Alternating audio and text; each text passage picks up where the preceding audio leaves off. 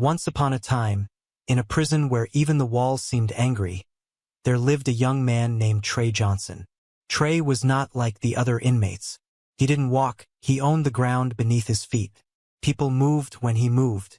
People kept quiet when he stared. He was 24 years old, tall, with sharp eyes that could cut through steel. His body was built strong like a boxer, with tattoos that told stories of fights, blood, and fire. No one dared to cross him, not even the guards. In Blackridge Prison, Trey was king. He sat on a rusty bench in the prison yard, chewing gum, legs wide, laughing with his crew, Big Mike, Juno, and Smiley. Smiley got his name not because he smiled, but because he carved one on people's faces. "Hey Trey," Juno said, pointing toward the gate. "Look what they dragged in." The yard went quiet for a second. Everyone turned to look. An old man stood at the entrance, surrounded by 2 guards. He looked ancient. His white hair was tied back in a simple knot. His shoulders were bent. His clothes, plain brown pants and a loose shirt, hung on him like curtains. In one hand, he held a wooden cane. His eyes didn't blink much. They just scanned the yard, slow and calm. "What the hell?" Trey laughed loud. "Is that someone's grandpa? Did they drop him off at the wrong place?" The inmates chuckled. The guards led the old man to a bench near the fence. He sat without a sound, placing his cane carefully beside him. "What's his name?" Smiley asked. "Lee." Juno read off a slip of paper he stole from a guard. "Lee Jien, 89 years old." 89. Trey choked on his gum. "Why's an 89-year-old man in maximum prison?" "Doesn't say," Juno shrugged. "Murder charge. Life sentence." The whole crew burst out laughing. "Murder," Trey repeated. "He probably tripped and someone died of boredom." The jokes flew, but the old man didn't move. He just sat, hands folded, eyes steady on the sky. "Let's go say hello," Trey smirked. He stood, and the whole yard seemed to lean back a little. When Trey moved, something dangerous followed behind him, like heat from a fire. He walked slowly toward the old man. Some inmates stopped working. Others pretended not to look. Trey stood over Mr. Lee and grinned. "You comfortable, Grandpa?" Mr. Lee didn't answer. Trey bent lower. "You deaf?" Still no answer. The gang leader clicked his tongue, then snatched the cane. "Nice stick. You walk with this? Or is it a sword in disguise?" Still, Mr. Lee did not react. Trey tapped the cane against the bench. "Say something. You mute too." One of the guards nearby glanced over, but said nothing. This was Trey's playground. Everyone knew better than to interfere. Trey suddenly shoved the old man's shoulder. "Hey, I'm talking to you." Mr. Lee shifted slightly but didn't fall. He looked at Trey slowly, like he was staring at a bug crawling across glass. "Do you have a name?" Trey asked, mocking. The old man's lips finally moved. "I do." His voice was soft, calm, not shaky, not scared. "What is it?" Trey asked, leaning closer. "Lee," the old man said simply. "Just Lee." "Lee what?" Trey scoffed. "Lee Enching victim?" Smiley laughed hard behind him. "You talk like you've got something to prove," Mr. Lee said quietly. Trey blinked. The way the old man said it, like he wasn't scared at all. Like he wasn't even joking. Trey's eyes narrowed. "You got jokes now?" Mr. Lee went silent again. Calm. Unbothered. Trey stepped back and threw the cane on the ground. "You want to live long in here?" he said, voice cold. "Then you better learn fast. This ain't a tea house, old man. This is my yard. You don't speak unless I say you can." He turned and walked away, but the silence that followed was thick. The laughter didn't come this time. The old man sat back straight. His hands still rested in his lap. His face was still as water. Juno leaned toward Trey as they walked off. "Something about him feels weird." "Weird," Trey said, annoyed. "He's 100 years old and smells like dust." "What's weird?" Juno hesitated. He didn't flinch. Not once. "So, I'm just saying, guys like that either don't care or don't need to." Trey stopped walking. He turned to look at Mr. Lee again. The old man hadn't moved.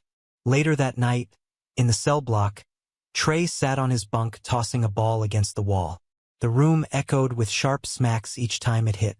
89, he said under his breath. What kind of crime keeps an old fart like that locked up? Big Mike shrugged. Maybe he forgot to pay taxes. Or maybe he used to be a ninja. Smiley laughed. Juno didn't laugh. Yo, Trey said. You scared of him? No, Juno said. But I ain't dumb either. Trey leaned forward. Then let's teach Grandpa the rules tomorrow. Nobody walks into my yard like they own air.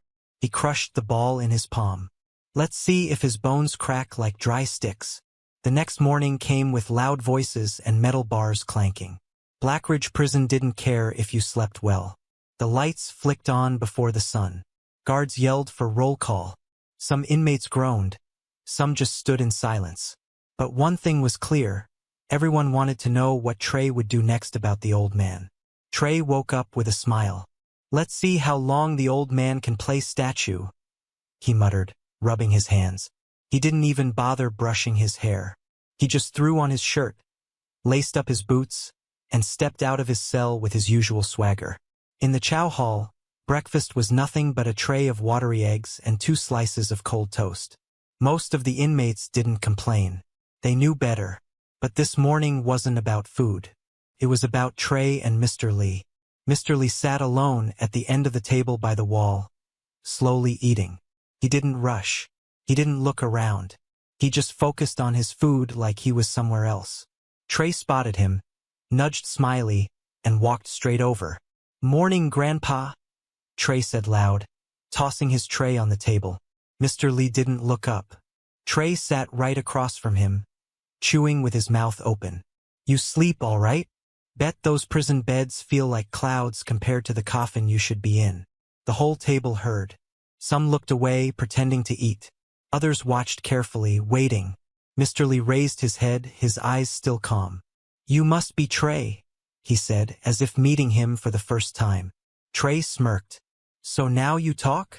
I speak when there's something worth answering, Mr. Lee replied softly. Trey leaned in, dropping his fork. You trying to be funny again, old man?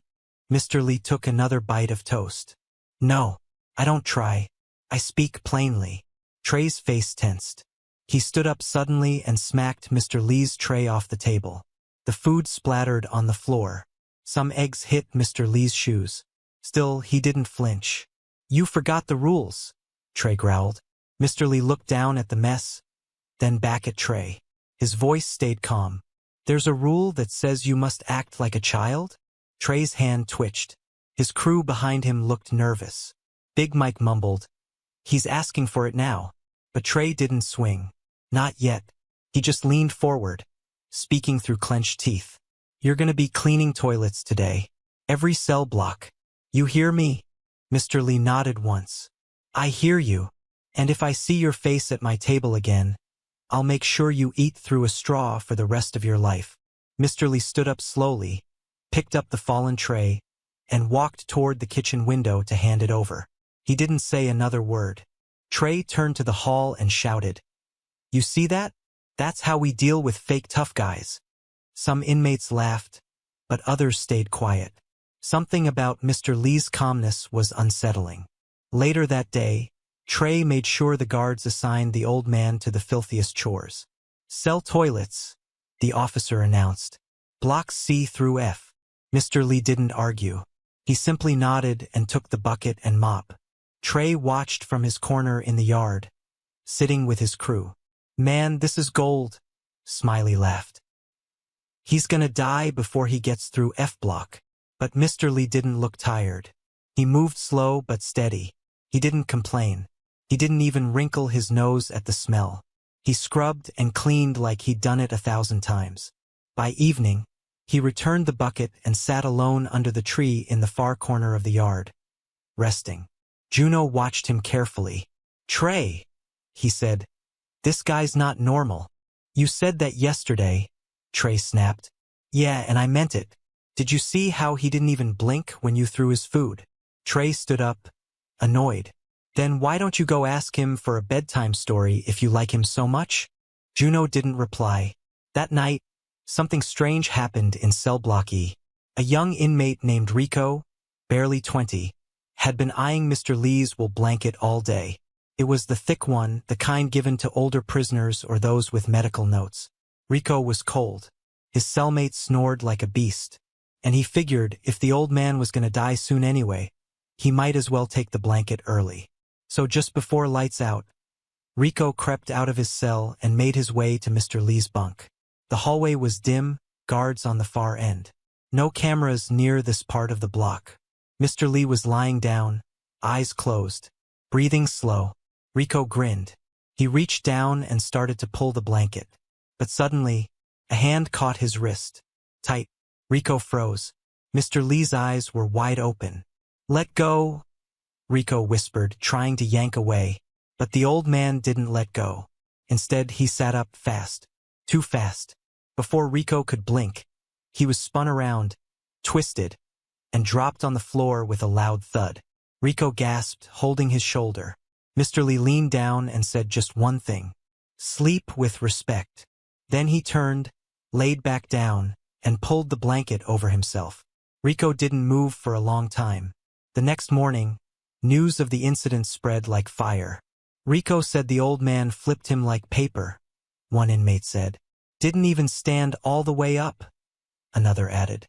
Trey heard the rumors at breakfast. He slammed his tray down. "Shut up. Y'all believe that crap." Rico's shoulder was dislocated, Juno said quietly. "Rico's a twig," Trey snapped. He probably tripped over his own ego, but deep down Trey was irritated. He didn't like stories that didn't make sense. And this one didn't. Not at all. Later, Trey caught Rico limping near the showers. "You spreading lies?" he asked. Rico looked nervous. "No, man. I'm just saying. You're saying an 89-year-old man took you down like Bruce Lee?" "I'm saying, I don't know what happened," Rico whispered. Trey shoved him into the wall. "You want to sleep without teeth tonight?" Rico held up his hands. "I swear I'm not lying." Trey walked off, his fists tight. That afternoon in the yard, Mr. Lee was sitting again, eyes closed, breathing slow. He looked like he was asleep. Trey watched from the weight bench. He stared for a long time. "What are you thinking?" Smiley asked. "I'm thinking I don't like games," Trey muttered. "And I sure don't like ghosts." "Ghosts? That's what this guy feels like. Like he doesn't even exist." Juno nodded. "Or like he exists too much." Trey stood up. "He wants to play? Let's see how long he stays standing." He walked across the yard, his shadow stretching out ahead of him. Mr. Lee didn't move. Trey kicked dirt onto the old man's shoe. "Hey!" No response. Trey kicked again, harder. Still no movement. "Get up," he said. Nothing. Trey reached down and grabbed Mr. Lee's shirt. Suddenly, Mr. Lee's eyes opened, and Trey froze, just for a second. Those eyes weren't tired. They weren't soft. They were clear, sharp, focused, like eyes that had seen more than Trey ever would. Trey let go without realizing it. He stepped back. Mr. Lee stood up slowly, brushing off his shirt. "You keep reaching into fire," he said softly.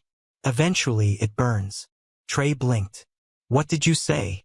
"I said, be careful." Trey was breathing heavier now. "Or what?" But Mr. Lee didn't answer. He just turned and walked back toward the cell blocks. Juno walked up beside Trey. "You all right?" Trey didn't speak. He just kept staring at where Mr. Lee had stood, eyes narrowed. The next few days felt like walking on broken glass. Trey didn't laugh as much. He didn't joke like before. He watched. He stared. He thought. Everywhere Mr. Lee went, Trey followed him with his eyes. Mr. Lee cleaned floors, folded laundry, sat quietly during roll call, and read during free time. He did everything like he had all the time in the world. Nothing rushed him. Nothing shook him. Not even Trey's presence. That's what bothered Trey the most. It wasn't that the old man fought back. It was that he didn't care. Trey hated that. One morning, while the yard was quiet and the guards were inside, Trey turned to his crew. "We're done waiting." Smiley grinned. "Finally. I want to see what happens when we push him for real," Trey said. Big Mike cracked his knuckles. "You want pain or just fear?" "I want both," Trey said. Juno didn't speak. He just looked at the floor. "You in?" Trey asked, locking eyes with him. Juno hesitated. Then he nodded. Trey smiled. "Good." Yard time came that afternoon. The sun was high, no clouds. The weight bench was busy, but the far side of the yard, the place near the fence and dead grass, was empty. That's where Mr. Lee usually went. He liked the quiet. Trey planned it well. "Here's what we'll do," he whispered to his crew as they crossed the yard. Mike and Smiley cut him off. "I'll walk straight. Juno, stay behind him." "Blades?" Smiley asked.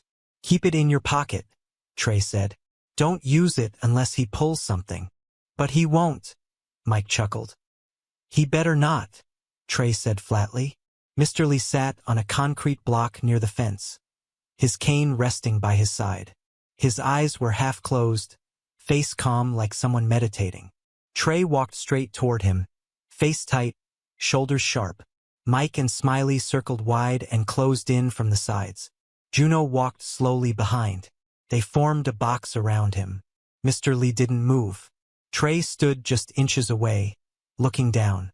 "You enjoying your peaceful time, old man?" Trey asked.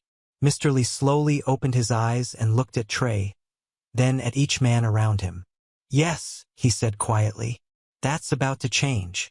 Mr. Lee blinked once. "Is that so?" "Stand up," Trey ordered. Mr. Lee stayed still. "Why?" "Because I said so." Mr. Lee didn't respond. Trey grabbed the cane and tossed it across the yard. "Now stand up." Mr. Lee sighed and pushed himself to his feet.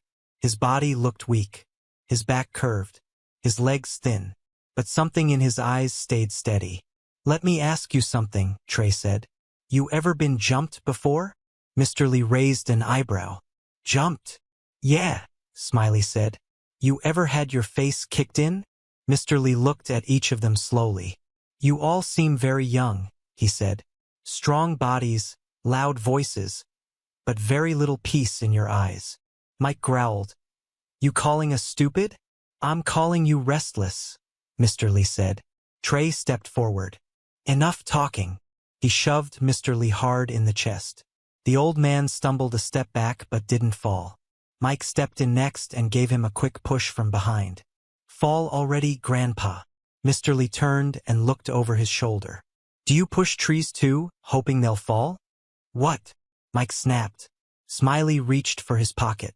But before he could touch it, Mr. Lee moved, and everything changed.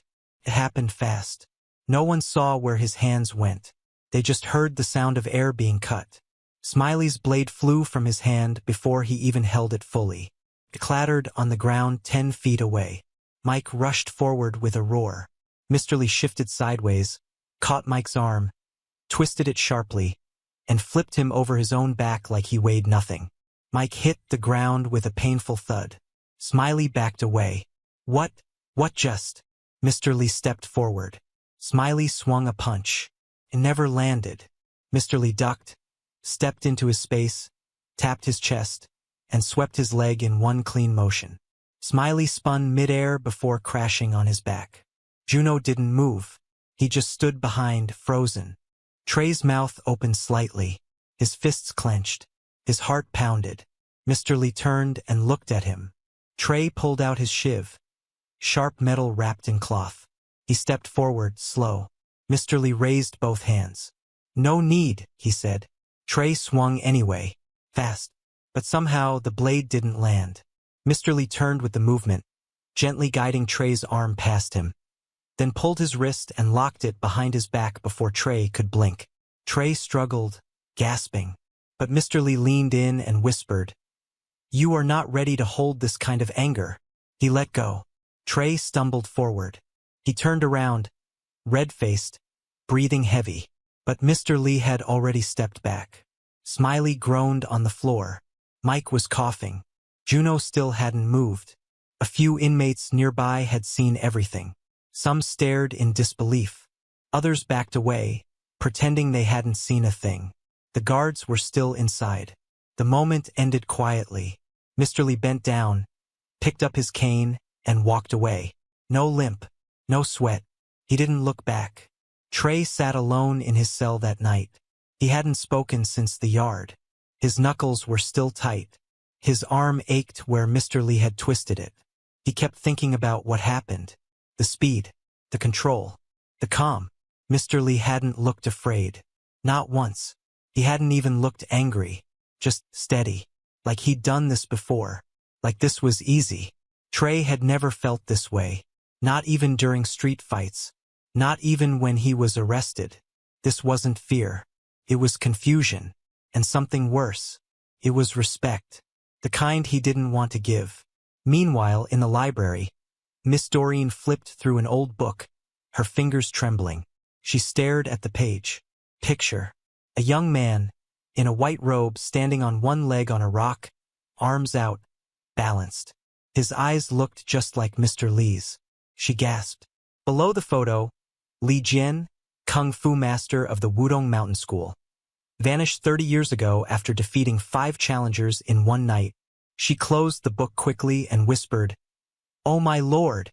Back in the cell block, Juno sat with his hands clasped. Smiley had a bandage across his nose. Mike had a brace on his elbow. Trey sat quietly, staring at the floor. Nobody spoke. For the first time in Blackridge prison, the king had nothing to say. And everyone in the yard started to whisper a new name. Not Trey, not Smiley, not Mike, not even Juno. They whispered, "The old man." But in some corners, another word began to slip between lips. Master. The prison did not feel the same after that day in the yard. Something had changed. You could feel it in the way the air moved. You could hear it in how people spoke in whispers instead of loud talk. It was like the walls themselves were watching now. Mr. Lee was no longer just the old man. He was something else. Something nobody could explain. The story about the fight traveled faster than smoke. Inmates who hadn't even been near the yard swore they saw everything. Some said Mr. Lee didn't move at all and the others just fell. Some said he flew. Others said he had no shadow. People make stories when they are scared. And now everyone was scared. Everyone except Mr. Lee. He continued walking the yard like nothing had happened. He cleaned floors like usual. He sat under the same patch of shade every afternoon. He never spoke unless someone spoke first. He did not brag, he did not stare, and he did not act proud. That is what made it even stranger. The man who had put 3 strong inmates on the ground without breaking a sweat walked like his feet barely touched the earth. Trey watched him constantly. He was quiet now. Not because he had accepted anything. Not because he respected Mr. Lee. But because he needed to understand. Trey was not afraid of pain. He had grown up fighting. He had been stabbed twice. Shot once. He had cracked noses with his bare hands. But this was different. Power, you understand, is only half as dangerous as power that makes no sense. And Mr. Lee made no sense at all. One afternoon, Trey made his way to the library. He didn't normally go there. Trey didn't read. He didn't care about books. But he remembered seeing Mr. Lee sitting inside once, quietly turning pages like each word mattered. So Trey walked in, shoulders wide, shadow large enough to cover entire shelves. Miss Doreen, the old librarian, looked up from her desk. She was small, with silver glasses and tired eyes that looked like they had seen too much but never judged anyone for it. "Trey Johnson," she said softly. "You do not come here." Trey ignored the comment. His eyes scanned the room until he saw Mr. Lee seated at a corner table, reading, calm as always, like nothing in the world could touch him. Miss Doreen watched Trey watching him. "You want answers," she said. Trey didn't look at her. "I want truth. Truth is heavier than anger," she replied. "Be careful carrying it." Trey's jaw tightened. "Just tell me what you know." Miss Doreen hesitated. She looked toward Mr. Lee again. Then she stood, walked behind her desk, reached beneath it, and pulled out an old book wrapped in cloth. She placed it on the table between them. Trey stared at it. He didn't touch it. What is that? A piece of history, she whispered. One most people have forgotten. Trey slowly pulled the cloth away. The cover was faded red. The title was written in gold letters, but some of them had worn off. The pages smelled like earth and time. He opened to the first picture that wasn't faded. The image froze him. It was the same eyes. Not old, not tired, sharp, focused, alive. The caption read, Master Li Jian, Wudong Mountain School, Teacher of the Invisible Hand. Trey's breath stilled. Miss Doreen spoke softly, like the words themselves were sacred. 30 years ago, there was a man taught to fight without anger, to move without wasting breath, to break without breaking, to win without pride. Trey stared at the picture. You're telling me that old man is some kind of karate legend? Not karate, she corrected gently. Kung Fu, a very old form, older than most countries, older than this prison, older than even the idea of gangs. Trey closed the book halfway. Then why is he here? Miss Doreen looked down at her hands. That is the question no one has answered. Back in the yard, Juno sat alone on a bench. He had not spoken much since the fight. The scene replayed in his mind every time he blinked. Mike flipping, Smiley spinning, Trey's blade going nowhere, Mr. Lee standing there like someone who did not fear the world. Juno wasn't scared of pain either, but he feared being small, and Mr. Lee made everyone feel small, even Trey. Smiley walked over and sat beside him, wincing as he lowered himself. His ribs still hurt. You thinking about it again? Smiley asked. Yes, Juno said. Smiley stared at the ground. Me too. What do we do now? Juno asked quietly. Smiley shook his head. We wait for Trey. But Trey was changing. Everyone could see it. Where he used to talk loud, now he stayed quiet. Where he used to shove people out of the way, now he walked past them without noticing. His anger was still there, but it no longer had a direction. A leader without direction is a flame without air. It flickers. It weakens. It starts to die. And in prison, when a flame dies, a new flame tries to rise. Some eyes were already watching Trey the way wolves watch a wounded lion. He could feel it, and he hated it. That night, Trey couldn't sleep.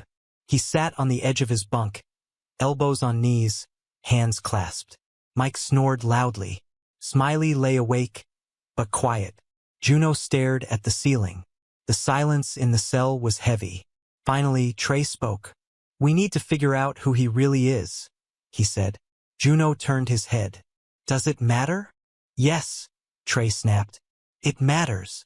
Smiley whispered. Why? You want round two? Trey didn't answer right away. I want to know what I'm fighting, he finally said. Silence again. Juno swallowed. Then we find out where he came from. Trey looked at him. How? Juno sat up. Ask the guards. They always talk. They know records. And some of them like you. Trey nodded slowly. It was a plan. A real one. The next morning, Trey walked to the officer desk during laundry shift. Officer Bennett, a man with a shaved head and arms too big for his uniform sleeves, leaned back in his chair. Johnson, he said, what trouble are you here to cause today? No trouble, Trey said. Just a question. Bennett raised an eyebrow. That's new. Trey crossed his arms. The old man. In C-Block. Where did he come from? Bennett smirked. Why? He beat your crew for you. Trey didn't react. No one just ends up here, Trey said. Someone put him here. Why? Bennett leaned forward, his tone dropping. There are files. But some files are sealed. Top level. Government level. For an old man? Trey asked. Bennett held his stare. You ever hear of a ghost? Bennett asked quietly. What ghost? The kind they send to erase problems. Trey's jaw clenched. Bennett exhaled slowly. Nobody knows exactly what he did, but whatever it was, it scared powerful people. Enough to lock him away where nobody would look for him. Trey felt something cold settle inside his stomach. What kind of man scares powerful people? Trey asked. Bennett didn't blink. The kind that was powerful first. Later, Trey walked outside into the yard. The sun was high again. The same concrete bench. The same old man sitting alone. The same quiet air. But this time, Trey didn't approach with anger. He approached with something else. He stood in front of Mr. Lee. No words at first. Just quiet. Mr. Lee slowly lifted his head and looked at him. Trey spoke, voice low, controlled. "Who are you?" Mr. Lee held his gaze. "The past," he said softly. "What does that mean?" Mr. Lee looked away, eyes far, like he was seeing something no one else could see. "It means I walked a road that should not be walked, and I paid for what it cost." Trey swallowed. "Did you kill someone?" "Yes," Mr. Lee answered simply. "Many." Trey's pulse quickened. "Why?" Mr. Lee closed his eyes. "To protect peace, you sometimes must destroy what breaks it. But when you destroy too much, the peace goes with it." He opened his eyes again. "That is why I am here."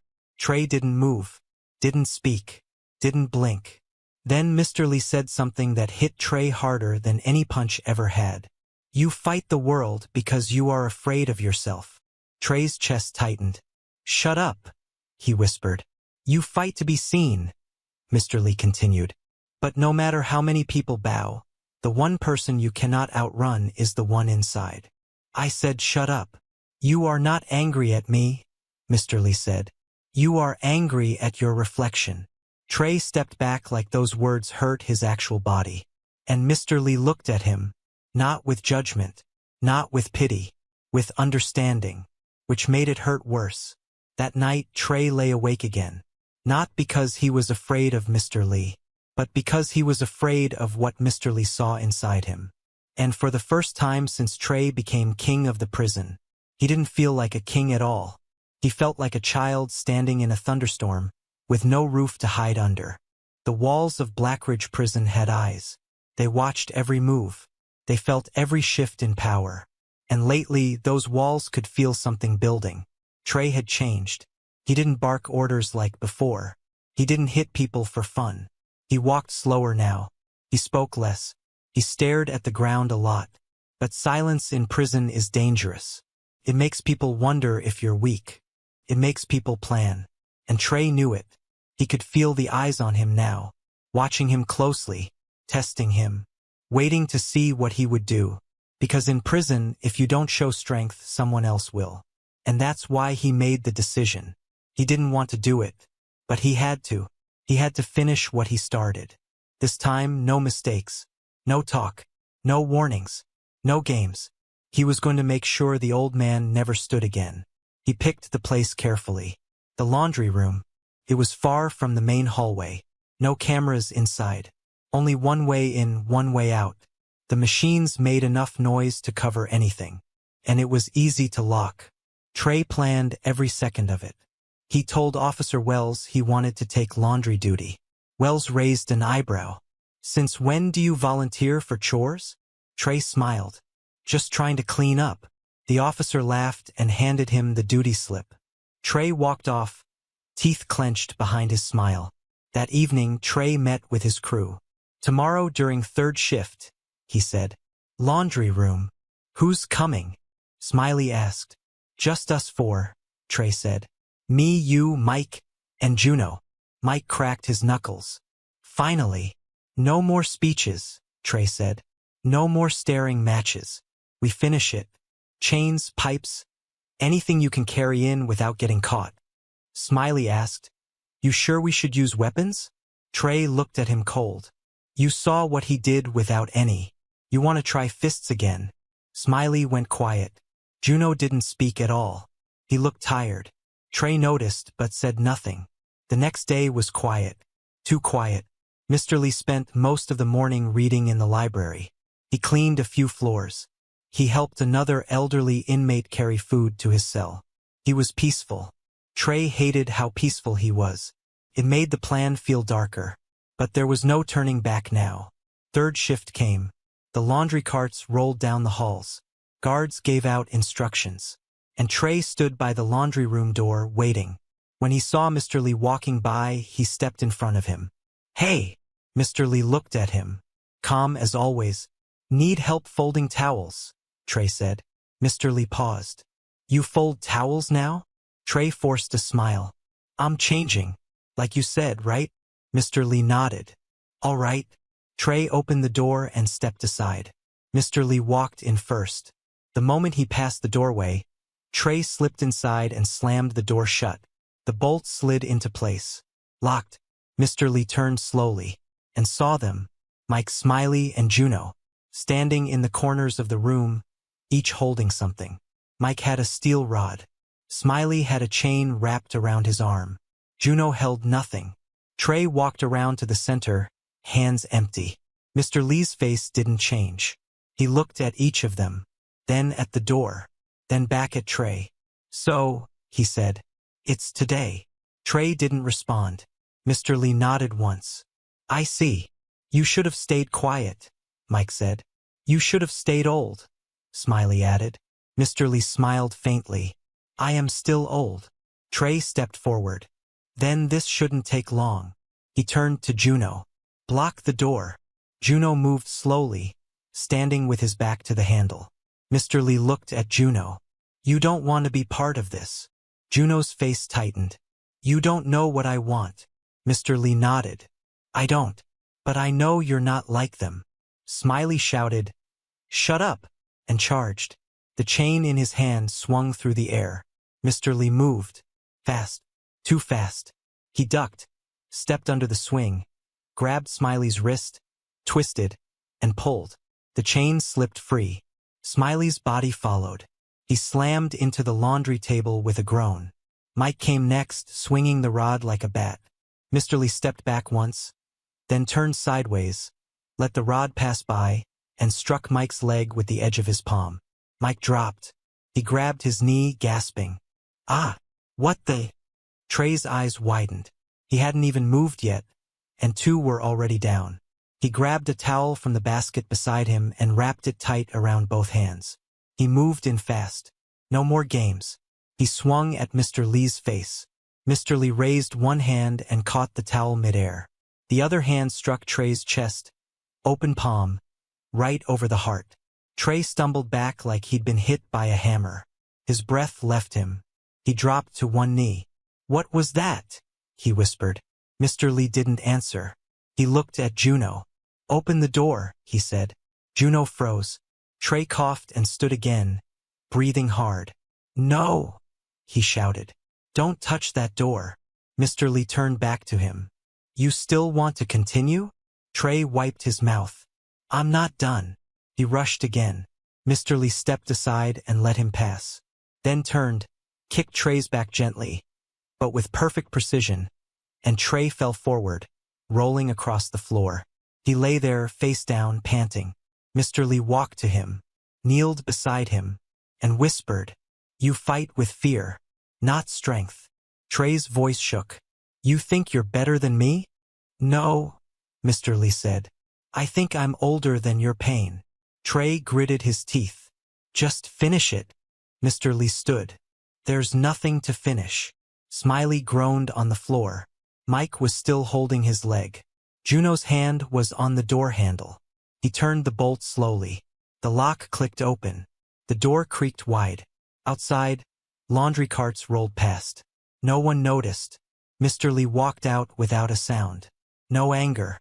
No victory smile. Just silence. That night, the crew didn't speak. Trey sat in the corner of the cell, knees up, arms crossed.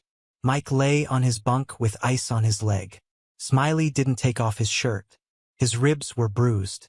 Juno sat on his lower bunk, staring at nothing. They had planned everything. Every second. Every move. And they still lost. Not just lost. They were never in control. The next morning, the whispers came back. But now they were louder. The story had grown. Some said Mr. Lee used pressure points no one had seen before. Some said he never touched them at all, just used the air to push them. Others swore he disappeared for a second and then reappeared behind Trey. Again, fear makes stories. And Mr. Lee became more than a man. He became something else. Something untouchable. Trey sat alone in the yard. Juno sat a few benches away. Mike and Smiley stayed inside. Mr. Lee walked past Trey. Their eyes met.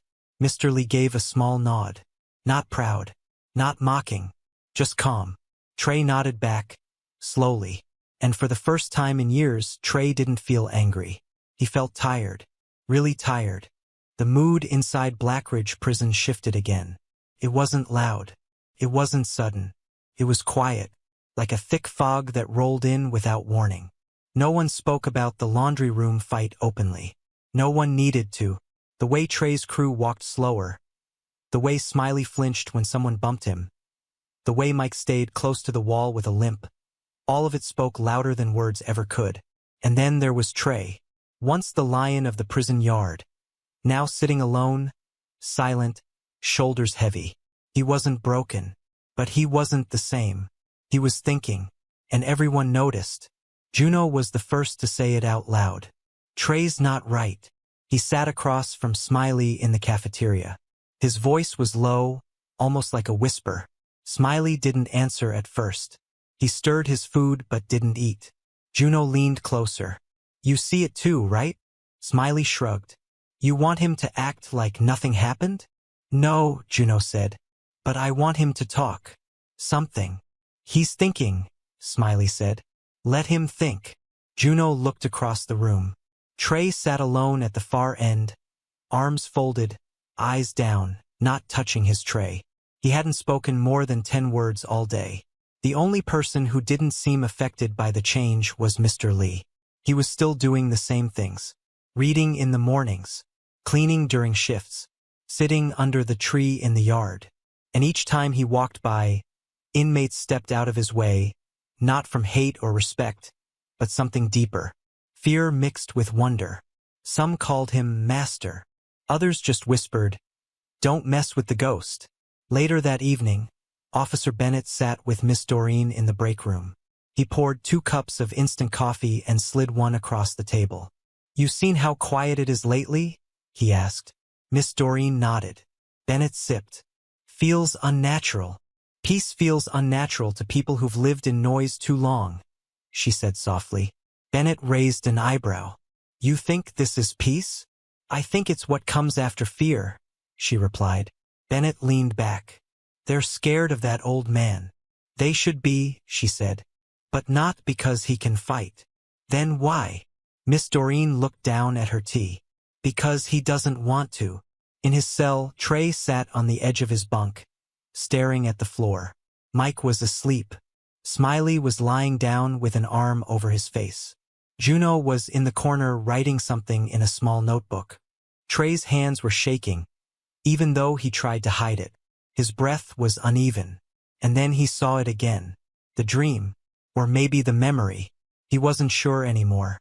The room was dark in his mind. His fists bleeding. His mother crying. His stepfather yelling. Trey, only 13, swinging a broken chair leg. And then silence. The loud kind. He woke up sweating. It was the 3rd night in a row. He stood up, pacing. Juno opened one eye. "You good?" "No," Trey said quietly. Juno sat up. "Want to talk?" Trey looked at him. And for the first time since they'd met, Trey said something real. "I don't know who I am anymore." The next morning, Trey went outside early. It was still quiet. The guards hadn't even shouted roll call yet. The yard was empty, except for one person. Mr. Lee, standing under the tree, alone. Trey walked over slowly. When Mr. Lee saw him, he didn't move. He just waited. Trey stopped a few feet away. "I had a dream," Trey said. Mr. Lee nodded. "We all do. It wasn't just a dream. It felt real." Mr. Lee said nothing. Trey stepped closer. "When I was 13, I hurt someone. Bad." He looked down. "I told myself it was survival. But sometimes I wonder if I liked it." Mr. Lee's voice was calm. "What do you think now?" Trey sighed. "I don't know." "Then you are growing," Mr. Lee said. Trey looked up, confused. "Growing?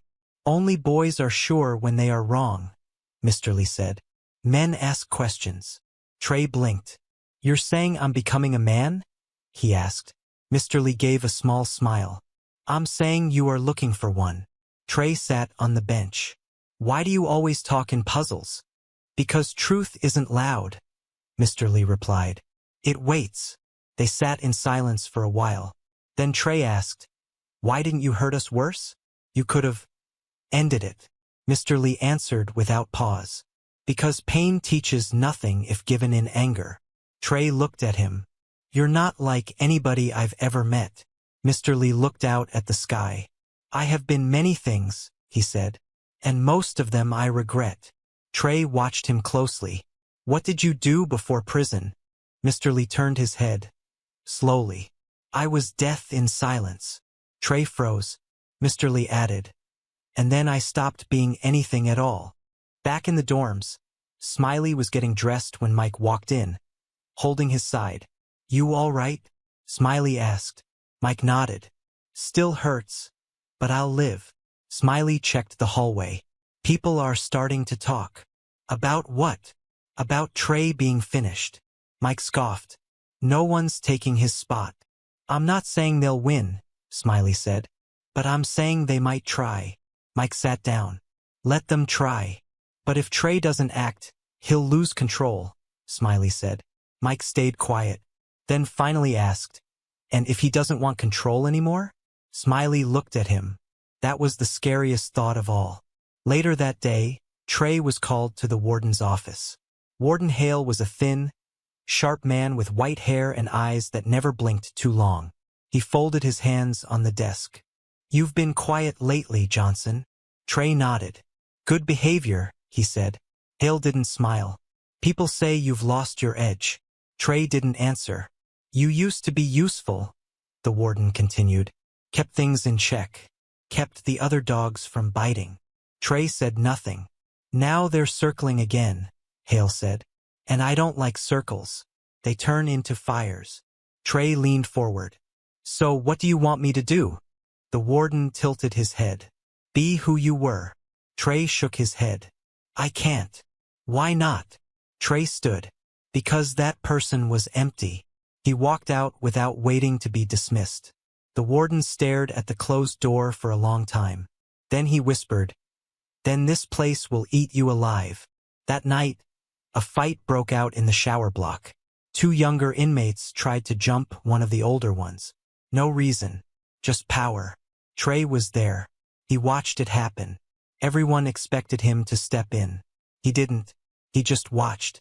Mr. Lee passed by the hallway as guards rushed in to stop the fight. He looked at Trey. Their eyes met.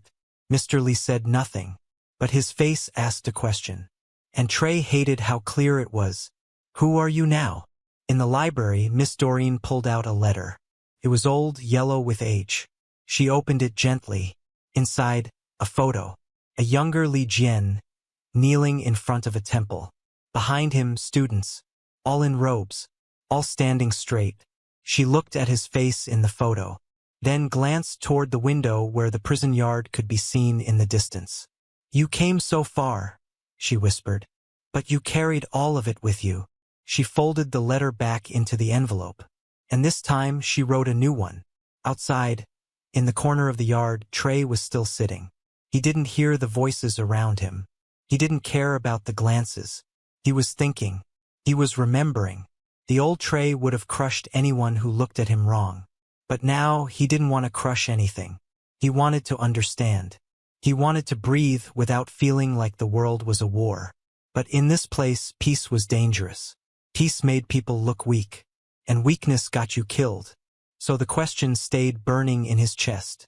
Can I be someone else in here and still survive? In his cell that night, Trey looked at the ceiling. He whispered to himself over and over, I'm not scared of him. I'm not scared of him. I'm not. But the truth was louder than his words. He wasn't scared of Mr. Lee's fists. He was scared of what he saw in his eyes. Stillness, control, freedom. And Trey had never had any of those things. Not once. Meanwhile, in her tiny staff room, Miss Doreen sealed the new envelope and placed a stamp on it. She wrote the address of a kung fu school in rural China. It was the last known location of the Wudong Mountain School. She wrote only one sentence inside the letter. Your master is alive. The prison lights flickered that morning. Not from power failure, but something else. Something in the air. Like the walls themselves were waiting. Inside the dorm, Trey sat on the edge of his bunk.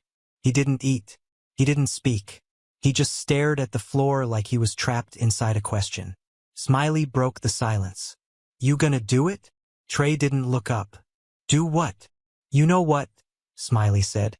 "The final round. Everyone's talking about it." Juno, from the corner bunk, added, "They say if you don't face him now, someone else will. And if someone else wins, you're done." Trey took a deep breath. "I know," he said. Mike, still nursing his leg from the laundry fight, looked uneasy. "You sure you want to go again?" Trey finally looked at them. "I'm not going to beat him," he said. The room went quiet. Smiley frowned. "What?" "I'm not going to beat him," Trey repeated. "I just want to face him." Juno asked, "So why challenge him at all?" Trey stood, slow and calm. "Because it's not about winning anymore." Word spread fast. By noon, every inmate had heard it. Trey called him out. One last fight. No blades, no backup. Just one-on-one. The location, the old chapel. No guards posted there anymore. The roof leaked. Half the benches were broken. But it was quiet and private. Exactly what Trey wanted. Mr. Lee heard about it while folding bedsheets in the supply room. He didn't look surprised. Officer Bennett walked past him and paused. "You gonna show up?" he asked. Mr. Lee looked at him calmly. "Wouldn't miss it." Bennett studied his face. "Why do you even bother with these boys?" Mr. Lee folded another sheet. "Because one of them is still trying." The old chapel was dim when Trey stepped inside. Light poured through broken windows. Dust floated in the air. The smell of old wood and rust filled his nose. He looked around. Benches crooked. Floor cracked. But this was the place. Felt right. He stood in the center, waiting. Minutes passed. And then he heard the cane. Tap, tap, tap. Mr. Lee entered the chapel slowly, calm as ever. He didn't look like someone walking into a fight. He looked like someone arriving at a quiet meeting. Trey stood straight. Mr. Lee stopped across from him. They looked at each other. No crowd. No noise. Just breath. And tension. Trey spoke first. "I'm not here to win." Mr. Lee nodded. "Good. I'm here to understand," Trey added. Mr. Lee looked into his eyes. "Then listen with your body." Trey took a breath and stepped into position. No fancy stance. No fists raised. Just ready. Mr. Lee dropped his cane gently on the ground and stepped forward. No fear. No rush. They circled each other. For a moment nothing happened. Then Trey moved first. A wide swing fast. Mr. Lee dodged it like it was a leaf floating past him. Trey tried again. Another punch. Mr. Lee caught his wrist gently and let him pass. Trey spun around and came again. This time, faster. But again, Mr. Lee shifted just enough to avoid it. Trey was sweating. Not from the fight. From frustration. "Why won't you fight me?" he shouted. Mr. Lee replied calmly. "You're not fighting yourself yet." Trey charged. Hard. Fists flying. No form. Just rage. Mr. Lee blocked, twisted, and stepped aside each time. Not once did he hit back. Not once. "Hit me!" Trey screamed. Mr. Lee said nothing. Trey swung again. Missed. Again. Missed. Again. Missed. Then he stopped. Panting. Heart racing. Chest burning. He dropped to his knees. Not from pain. From exhaustion. From confusion. From release. Mr. Lee walked over slowly. "You've been swinging at ghosts," he said softly. Trey looked up, broken.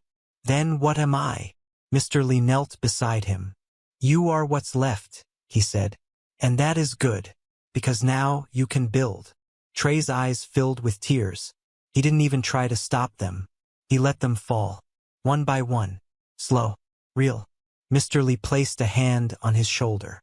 "You have power, Trey," he said. "But you never had peace. Until now." Trey wiped his face, still breathing hard. "I don't want to lead with fear anymore." Mr. Lee smiled gently. Then stop being afraid of who you are. They sat there in silence. Two men. One young, one old, but both carrying weight too heavy for the soul.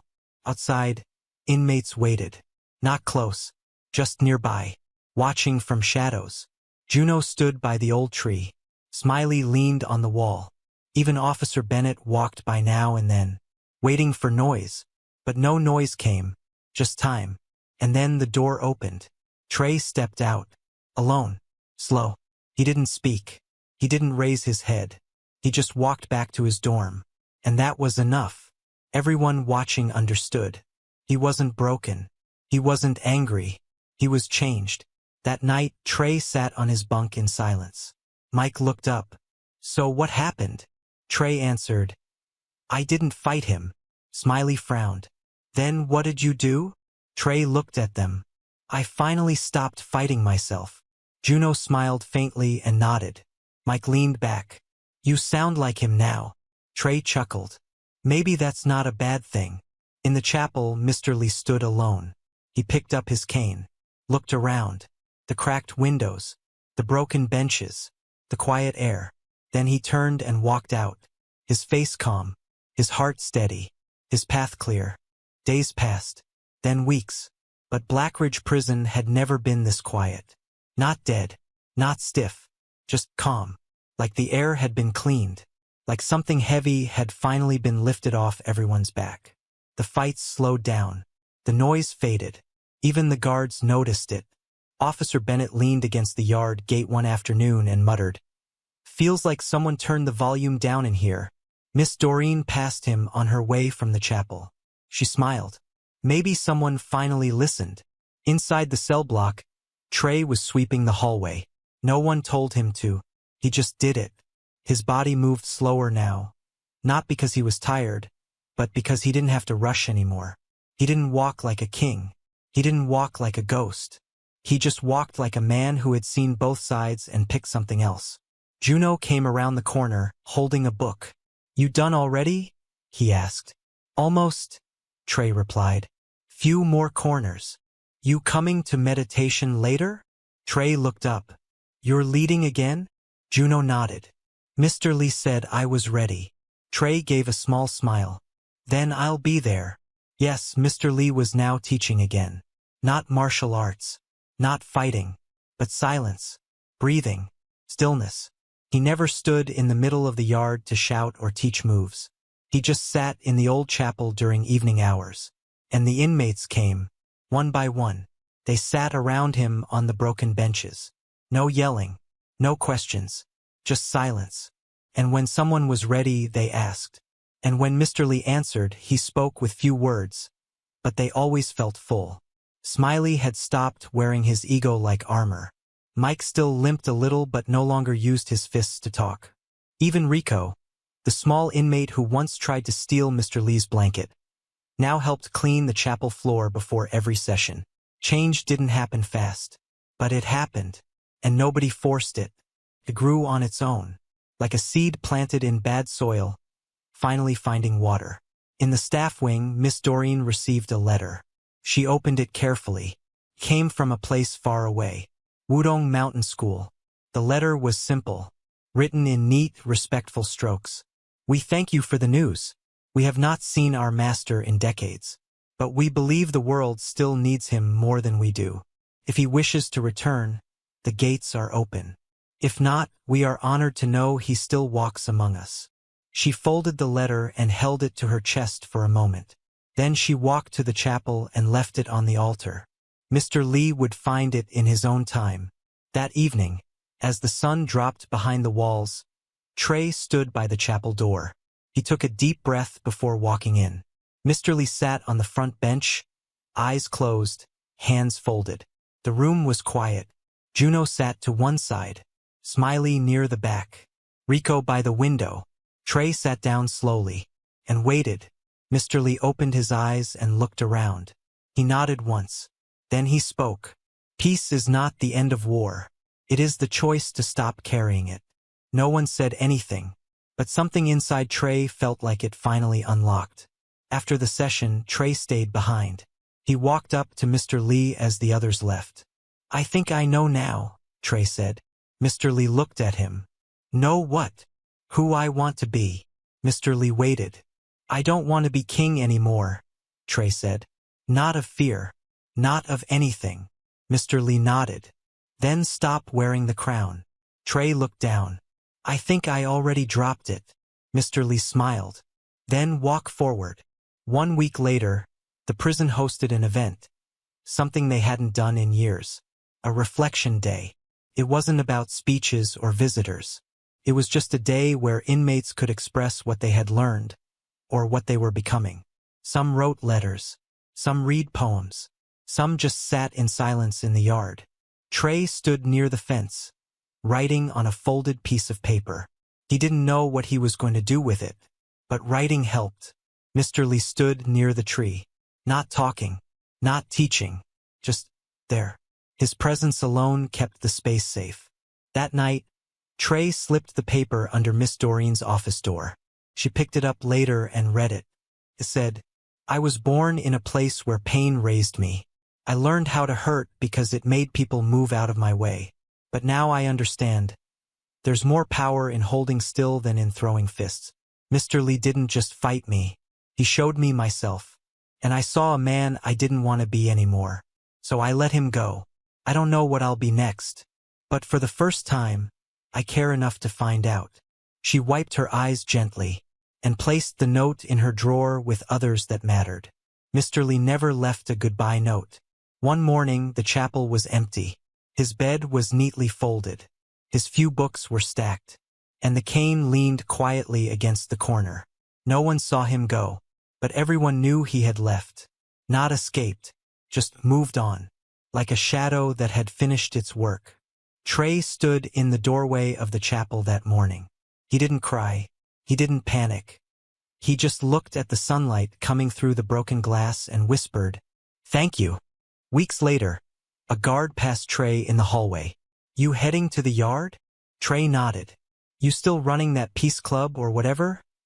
The guard teased. Trey smiled. It's not a club. It's just people breathing.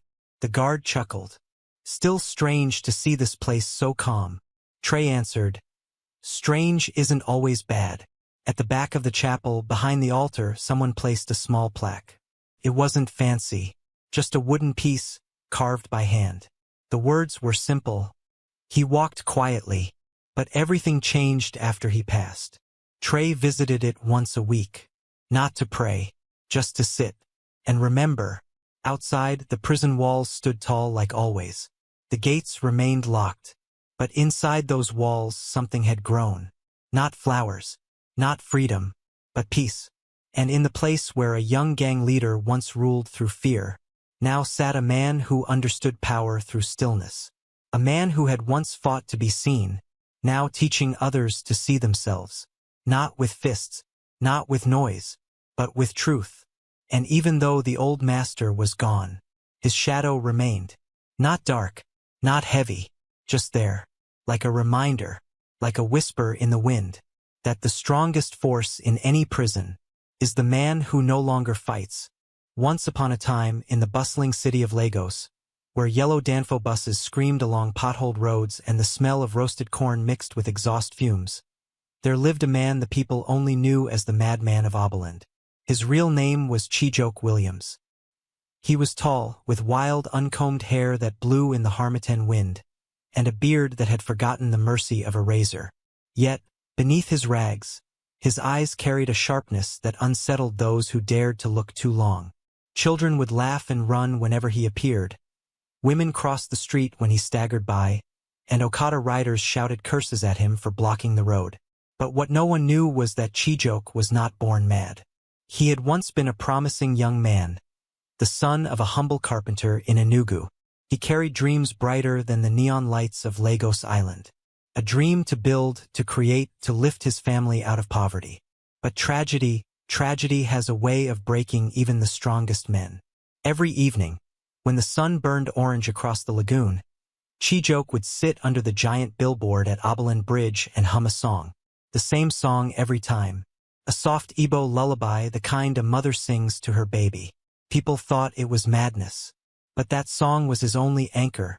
the last thread connecting him to the life he once had, before the fire, before the betrayal, before he lost everything. It was on one of these evenings that fate began to weave its dangerous thread. The rains had just ended. The air smelled of wet earth and fried akara from the street sellers. And at that very moment, across the city in a glass mansion in Ikoyi, a young woman sat by her window in a wheelchair, watching the same rain with tears in her eyes. Her name was Amarachi Johnson, the only daughter of Lagos billionaire, Chief Kenneth Johnson. Amarachi was beautiful, skin smooth like polished mahogany, eyes soft but filled with sorrow. 2 years earlier, a car accident had left her paralyzed from the waist down. Once the jewel of Lagos society, a girl who danced at every wedding and laughed at every party. Now she sat silent, trapped in her chair, forgotten by her friends, pitted by strangers. Her father brought her every comfort money could buy. Nurses, therapists, imported equipment. But none could bring back her legs. None could return her joy. And so Amarachi, like Chijioke, had learned the cruel rhythm of loss. That night, as the city lights flickered and generators roared against the silence, something strange happened. Amarachi had a dream. In the dream, she saw a man dancing wildly in the rain. His clothes were torn, his hair matted, but his movements were full of life. She recognized the place. It was Abilend, under the giant billboard. She couldn't see his face clearly, but she heard the same lullaby he hummed. The sound echoed inside her chest, pulling at her heart like a forgotten memory. She woke up trembling, her palms sweating. "Mama," she whispered to the housemaid who slept by her door. "Who is the mad man at Abilend?" The maid looked at her in surprise. "Madam, everyone knows him. They say he lost his mind after his whole family died. Some say he was cursed." "Why?" Amarachi did not answer. She only stared out the window again, her heart beating too fast. Something in her spirit whispered that her life and his were about to collide. The next day, Chief Kenneth prepared to fly to Abuja for a business meeting. He kissed his daughter on the forehead. "Amara, my jewel, I'll be back tomorrow. Don't stress yourself. Call the nurse if you need anything." She nodded, but her mind was far away. As soon as he left, she asked the driver to take her for a ride.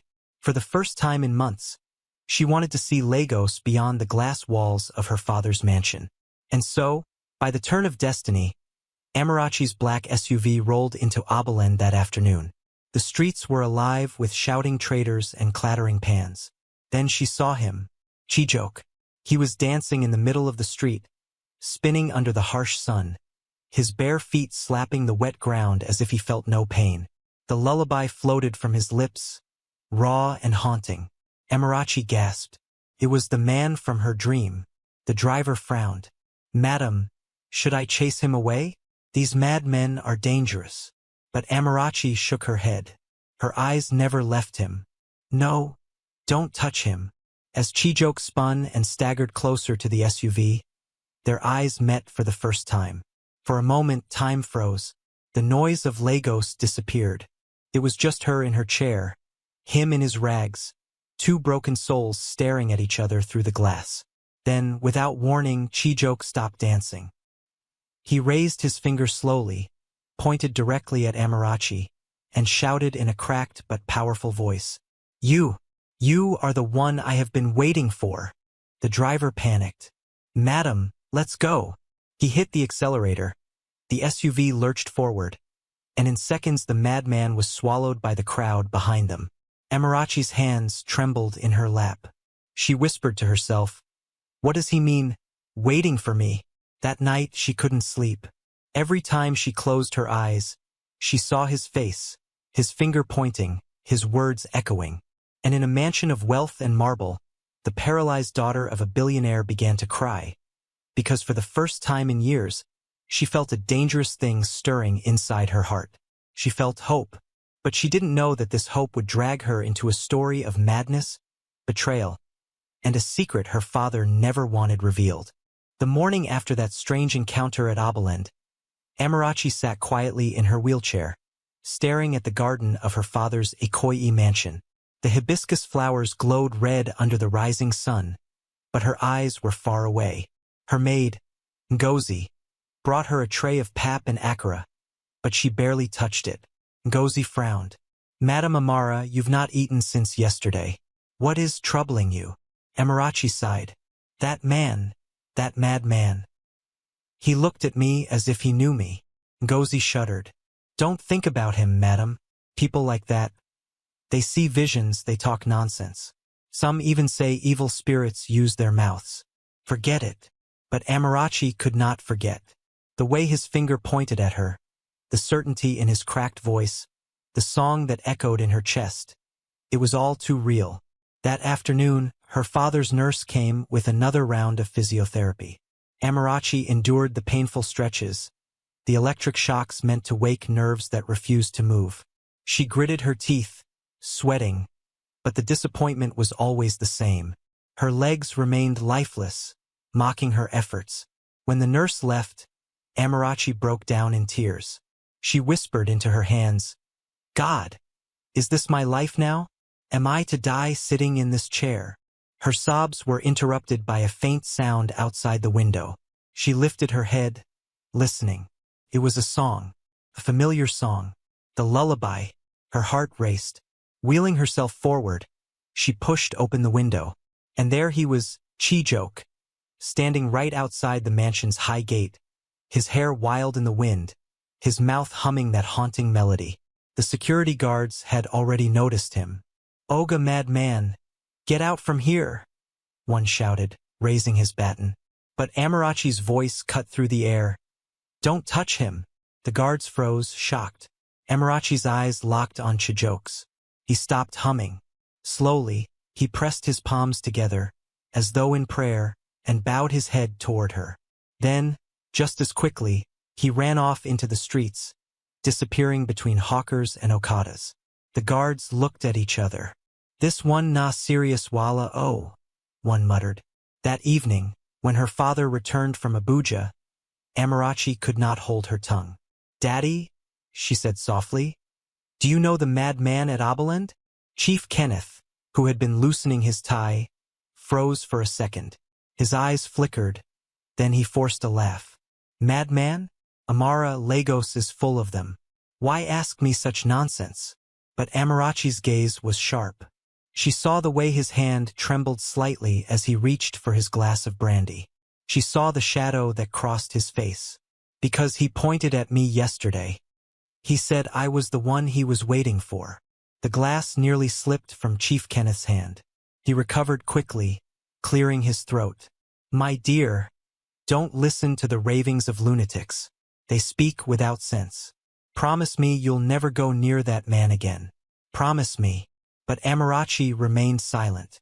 She could see the fear in her father's eyes. And that silence frightened Chief Kenneth even more than words. Later that night, as the mansion grew quiet, Amarachi lay awake in her bed. Her father's warning echoed in her mind, but so did Chijok's voice. Her curiosity grew stronger than her fear. She made a decision. The next morning, she instructed the driver secretly. Take me back to Oberland, but don't tell my father. The driver hesitated. Madam, this is dangerous. Please. Amarachi's voice cracked with desperation. I need to see him again. And so, for the second time, her black SUV rolled through the chaos of Oberland. Hawkers balanced trays of oranges on their heads. Preachers shouted about repentance at the roadside, and the smell of roasted plantain filled the air. Then they saw him, Chijok. He was sitting under the giant billboard, humming to himself, tracing shapes in the dirt with his finger. Amarachi's heart pounded. She lowered the window. Chijok, she whispered, though she had never spoken his name before. His head shot up. His eyes widened, as though he'd been waiting for this exact moment. He rose slowly, his ragged clothes flapping. He approached the SUV, each step deliberate, his gaze never leaving hers. When he reached her window, he bent low and whispered words that made her blood run cold. Your legs will not move until the truth moves in your father's house. Amarachi gasped. What truth? What are you saying? But Chijok only smiled faintly, lifted his face to the sky, and began to dance again, twirling, spinning, laughing through cracked lips as the crowd gathered, pointing and mocking. The driver panicked. "Madam, let's leave before trouble starts." Amarachi's voice shook as she cried out, "Chi-joke, tell me what you mean. What truth?" But he did not answer. He only danced harder, as if possessed, his bare feet splashing the muddy ground. Then suddenly, in the middle of his wild spinning, he collapsed. The crowd screamed. Some laughed. Others ran forward. Amarachi's hands flew to her mouth, and for the first time since her accident, she felt a surge of strength in her arms as she tried to push herself out of the SUV, desperate to reach him. The crowd in Abilene swarmed around the fallen madman. Some jeered, some laughed, some shook their heads in pity. "Nah, so madness day kill person," one traitor shouted. "Leave am, a beg. Better make we carry am comet from the road," another said. But Amarachi's heart thundered in her chest. She couldn't sit still. For the first time in months, she pushed herself forward, leaning out of the SUV window, her voice breaking through the noise. "Please, don't hurt him. Let me see him." The crowd turned in surprise. Who was this rich woman shouting for a madman? The tinted SUV, the driver in suit. It was clear she didn't belong here. Two young boys, curious and bold, helped clear a path. Chi-joke lay on the muddy ground, his chest rising and falling rapidly. His lips moved, as though whispering words only he could hear. Amarachi's trembling hand reached out from the SUV.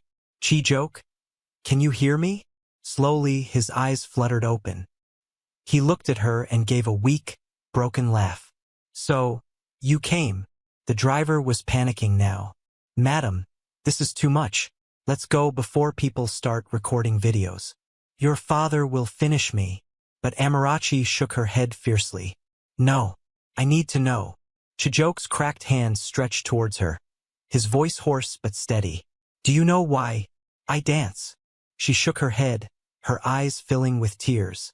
"Because," he coughed, "every step I take is a fight against the lie that destroyed me. The same lie that is destroying you." Her breath caught. "What lie?" But before he could answer, the crowd erupted. A team of uniformed men pushed through, two of Chief Kenneth's private security guards. Their faces were hard, their voices commanding. "Move away. Everybody clear. This man is dangerous." They grabbed Chi-joke roughly, lifting him from the ground. He struggled weakly, but he was no match for their strength. Amarachi shouted, "Stop! Leave him! Don't touch him!" But the guards ignored her. One of them turned to the driver. "Olga said to bring Madam home immediately. This place is not safe for her." Amarachi's eyes widened. "My father sent you?"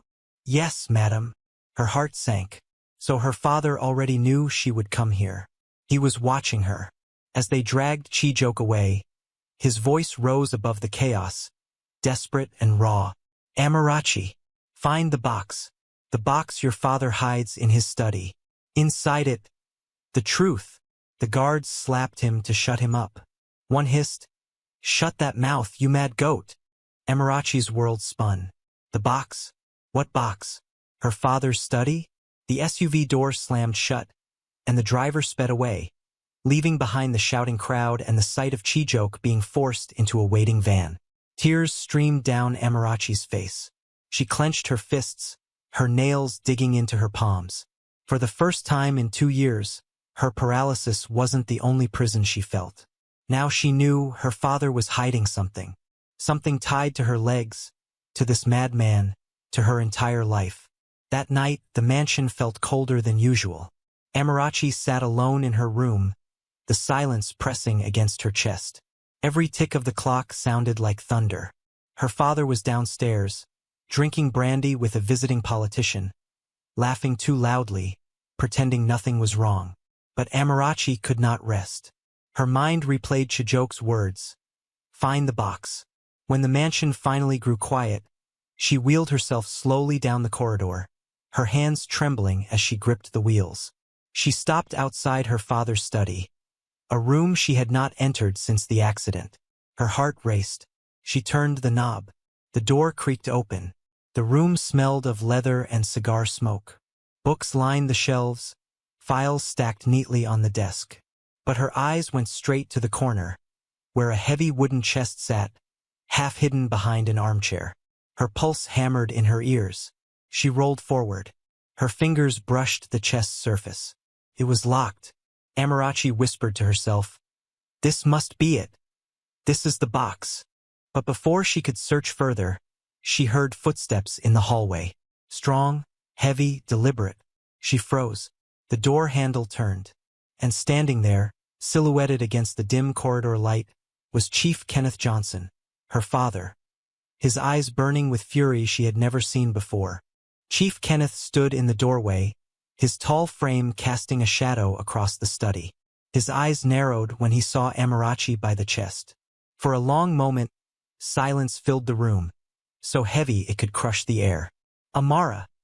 His voice was calm, too calm, the kind of calm that hides storms. "What are you doing here?" Amarachi's throat went dry. She tried to speak, but her words trembled. "Daddy, I was just what?" he snapped, stepping closer, his shoes clicking sharply against the polished floor. "Looking through my things? Sneaking around my study in the middle of the night?" Her hands gripped the wheels of her chair. "I only wanted to know the truth." His jaw tightened. "What truth?" The madman said. She hesitated, then blurted out. "He said my legs will never move until the truth in this house is revealed. He told me about a box in your study." Chief Kenneth's face drained of color. His hand, still holding a half-finished glass of brandy, shook violently. In a flash of rage, he hurled the glass against the wall, where it shattered into 1,000 glittering pieces. "You listen to a lunatic on the streets?" His voice thundered through the mansion. "A man with no home, no name, no sanity? And you dare come here accusing me?" Amarachi's tears welled up, but she refused to back down. "Daddy, I saw him collapse. I saw how he looked at me, how he called my name. This is not madness. He knows something about me, about you, and I will not rest until I find out." Her words struck like daggers. Chief Kenneth's chest rose and fell, his anger barely contained. He stepped forward, towering over her, and his voice dropped to a cold whisper. "Amara, I have given you everything. Doctors from abroad, therapists, comfort, protection. And this is how you repay me? By chasing after a street rat's lies." His eyes darted toward the chest. For a brief second, panic flickered across his face. Then, with a sharp move, he kicked the chest away from her reach. "Whatever nonsense he told you dies tonight. Do you understand me?" Amarachi flinched at his words. She had never seen her father like this. So shaken, so desperate. "Why are you so afraid of me opening it, Daddy?" she whispered, voice trembling but steady. "What's inside that chest?" For a moment, Chief Kenneth's lips parted, as though he might answer. But then he turned away, pacing back and forth like a lion trapped in a cage. His hands clutched his head. "You don't know what you are asking for, Amara. Some truths are heavier than death." Her tears streamed freely now. "Then let me carry it, because the weight of not knowing is killing me already." His shoulders sagged.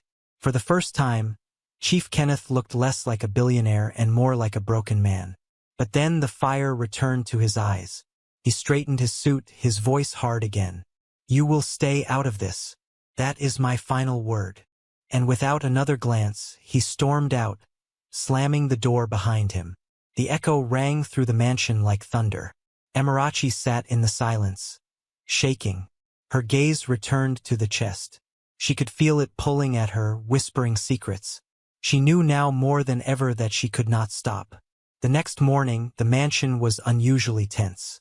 Chief Kenneth left early, his convoy of SUVs roaring out of the gates. Amarachi waited until the house quieted, then wheeled herself back to the study. The chest was still there. Its lock glinted in the morning light. She ran her fingers over it, whispering, "I will open you, no matter what it takes." But before she could attempt anything, Ngozi, her maid, entered quietly. "Madam, Are you sure you want to go down this road? She asked softly. Amarachi turned to her sharply. Ngozi, do you know what's in this box? The maid hesitated, fear flashing in her eyes. Her voice dropped to a whisper. All I know is that your father said if anyone ever touches that chest, the whole family will be ruined. The words sent a shiver down Amarachi's spine. Then it is true. He is hiding something. Ngozi swallowed hard. Madam, listen to me. Secrets buried too deep. When they come out, they destroy everything. Please, let it go. But Amarachi shook her head, determination burning through her tears. No, can't let it go. Because maybe, just maybe, the truth inside will give me back my legs. Her voice trembled, but her heart was firm. She turned back to the chest, her hands shaking as she tugged at the lock. And then, without warning, the sound of a key turning echoed in the corridor. Heavy footsteps approached. Ngozi's eyes widened in fear. Your father, he's back early. The doorknob twisted. Amarachi's blood ran cold. The study door creaked open slowly. Amarachi's breath caught in her throat. She expected to see her father storming in with rage. But instead, it was not him. It was Mama Doyen, the old housekeeper who had served the Johnson family for decades. Her back was slightly bent, her wrapper tied firmly around her waist, and her hands carried the faint smell of palm oil from the kitchen. Madame Amara, she whispered, glancing nervously at the chest. Why are you here? Relief washed over Amarachi, but it was quickly replaced by suspicion. She straightened in her chair. Mama Doyen, do you know what is inside this box? The old woman's eyes flickered with something.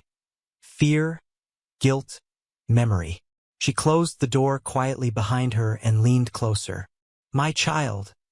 Some boxes are not meant to be opened. Amarachi's frustration burst out. That's what everyone keeps saying. My father, Ngozi, even you. Why is everyone protecting this chest? What is so terrible inside it?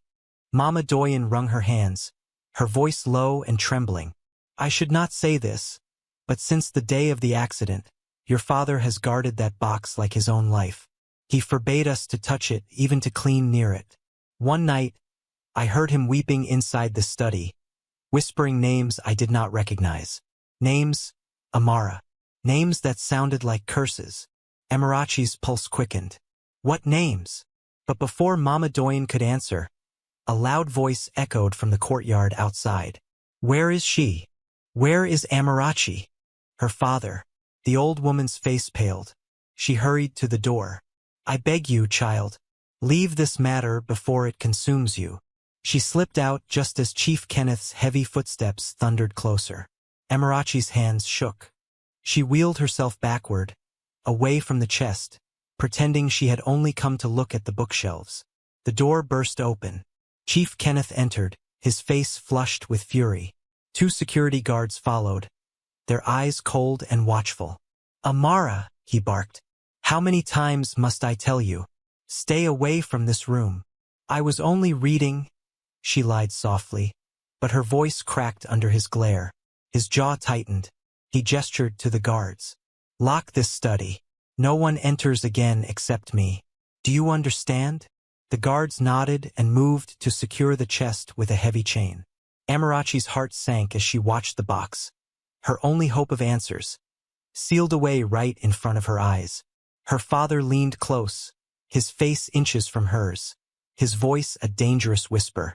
Amara, if you love me at all, you will bury this madness. That lunatic you saw in Abilend is nothing. Forget him. Forget his words. But Amarachi held his gaze, her voice shaking but firm. I can't forget, because his madness feels more like truth than your silence. Her words cut him deep. His hand trembled in the air as though he wanted to slap her, but he couldn't bring himself to do it. Instead, he turned sharply, storming out of the study, his guards following close behind. When the door slammed shut again, Amarachi broke down in tears. Her body shook with sobs, but beneath the grief was something fiercer. Resolve. That night, as the city of Lagos hummed with nightlife, horns blaring, suya roasting, music drifting from roadside bars, Amarachi sat in her room, staring at the ceiling. Sleep would not come. Then she heard a sound. A faint tapping at her window. Her heart raced. She wheeled herself closer, pulling back the curtain. And there, in the shadows of the garden, stood Chijok. His face was gaunt, his hair matted, but his eyes burned with wild determination. He lifted a finger to his lips, silence. Amarachi's breath caught. How had he escaped? How did he find her here again?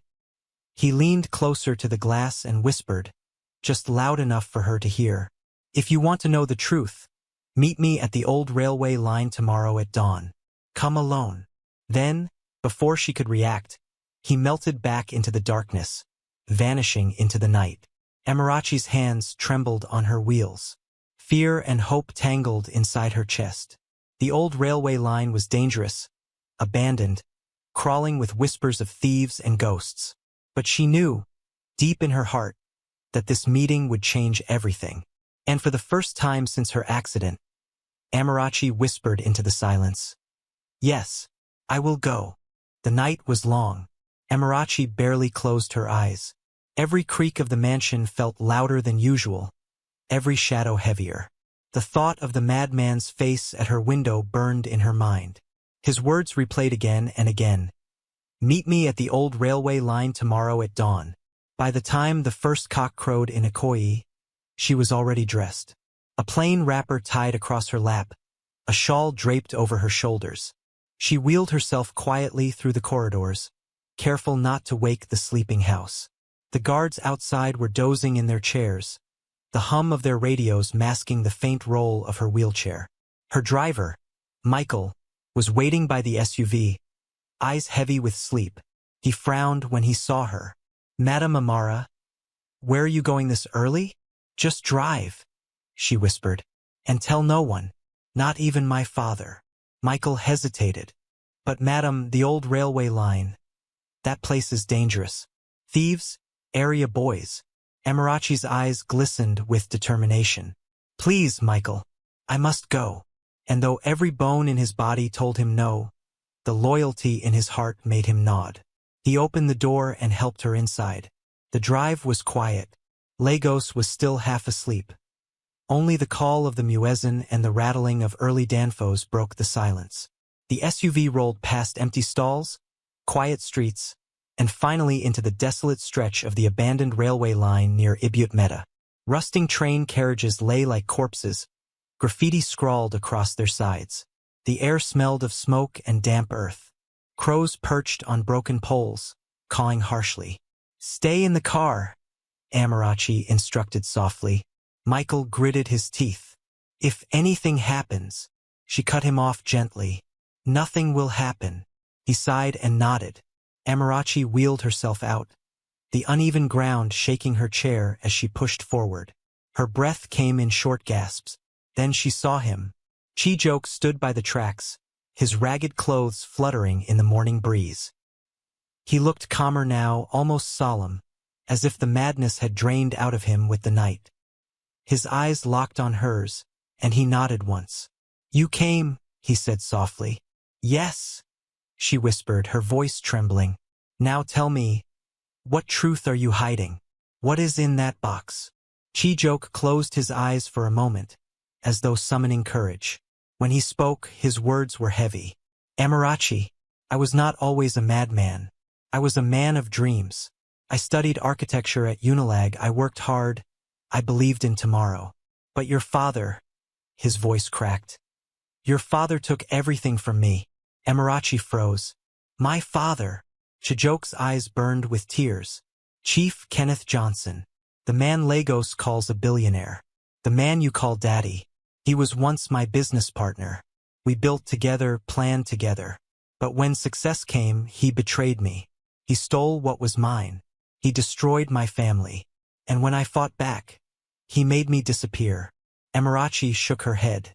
No, that's not possible. My father. Your father is not who you think he is." Chijok's voice hardened. "That box in his study. Inside are documents, evidence, letters. Proof that his wealth was built on blood and betrayal. Proof of what he did to me." Her lips trembled. And my legs? What do they have to do with this? Chijoke stepped closer, his eyes piercing hers. Because your accident was no accident. It was meant to silence you, to keep you from asking questions. Amarachi gasped, her chest tightening. What are you saying? He placed a trembling hand on her shoulder, his voice low and steady. Your father knows why you can't walk. And if the truth in that box comes out, you will understand everything. Your pain, your paralysis, even why fate brought you to me. Before she could speak, footsteps echoed from behind the train carriages. Voices, rough, angry. Over there. That's the madman. Amarachi spun around. A group of Chief Kenneth's guards, armed with batons and guns, emerged from the shadows. Their eyes locked on Chijoke with deadly intent. Michael leapt out of the SUV, shouting, Madam, get back inside. Chijoke's face turned pale, but he didn't run. He grabbed Amarachi's hand tightly. Listen to me. Don't let them silence me again. Open the box. The truth will set us both free. The guards rushed forward. Michael tried to block them, but he was shoved aside. One of the men raised his gun. Oga's orders. End this madness once and for all. Amarachi screamed, No! But before she could wheel herself forward, a deafening gunshot split the morning air. Chijoke's body jerked, and he fell. The gunshot echoed across the abandoned railway line, bouncing off rusted train carriages and into Amarachi's bones. For a moment, time stopped. Chijoke staggered backward, his eyes wide with shock. A dark stain spread across his ragged shirt. He collapsed onto the gravel, his body trembling, his lips moving as if still trying to speak. Amarachi's scream tore through the morning. New! Her voice cracked, raw and desperate. She tried to push her wheelchair forward, but the uneven tracks caught her wheels. She fell forward, scraping her palms on the ground. Tears mixed with dust as she clawed her way toward him. Chijoke, stay with me. Michael rushed to her side, lifting her up. Madam, please, let's go before they kill us too. But Amarachi shook her head violently, refusing to move. Her eyes locked on Chijoke, who lay gasping, his hand reaching weakly in her direction. She pulled herself closer until their fingers touched. His voice was faint, barely a whisper. Don't let him win. Open the box. And then his hand went limp. His eyes closed. Amarachi's heart shattered. She clutched his lifeless hand, sobbing uncontrollably. No, don't leave me, please. The guards stepped closer, their leader snarling. Pick up, madam. Oga said she must not know anything. Michael stood protectively in front of Amarachi, his fists clenched though he was outnumbered. Over my dead body. The guards raised their guns again. But suddenly voices rang out. Leave them alone. From the alleys beyond the railway line, local traders and mechanics emerged, drawn by the gunshot. Women carrying trays, men in oil-stained shirts, Okada riders revving their bikes. They rushed forward, forming a human wall between Amarachi and the guards. This is our area, one man shouted. You no fit kill person here and walk free. The guards hesitated, looking around nervously. The crowd grew angrier, shouting, raising sticks and stones. The guards exchanged glances. Lagos mobs were not to be tested. Retreat, their leader hissed. Now! They slipped away into the shadows, their black SUV roaring off into the distance. Amarachi collapsed against Michael, her tears soaking his shirt. Around her, the crowd murmured. Some pointed at Chijoke's body. Ah, this poor man. I always knew his madness get meaning. So not true. The big men day hide things. An old mechanic bent down, covering Chijoke's body with a rag. This man suffered too much. May his soul rest.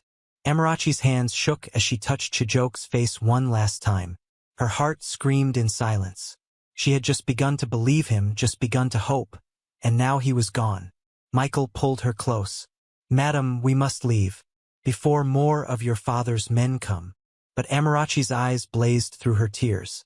No, Michael. I won't stop here. He died for the truth. and I will not let his death be wasted. We are going to open that box." Her words carried a strength that surprised even her. The crowd around her murmured in agreement.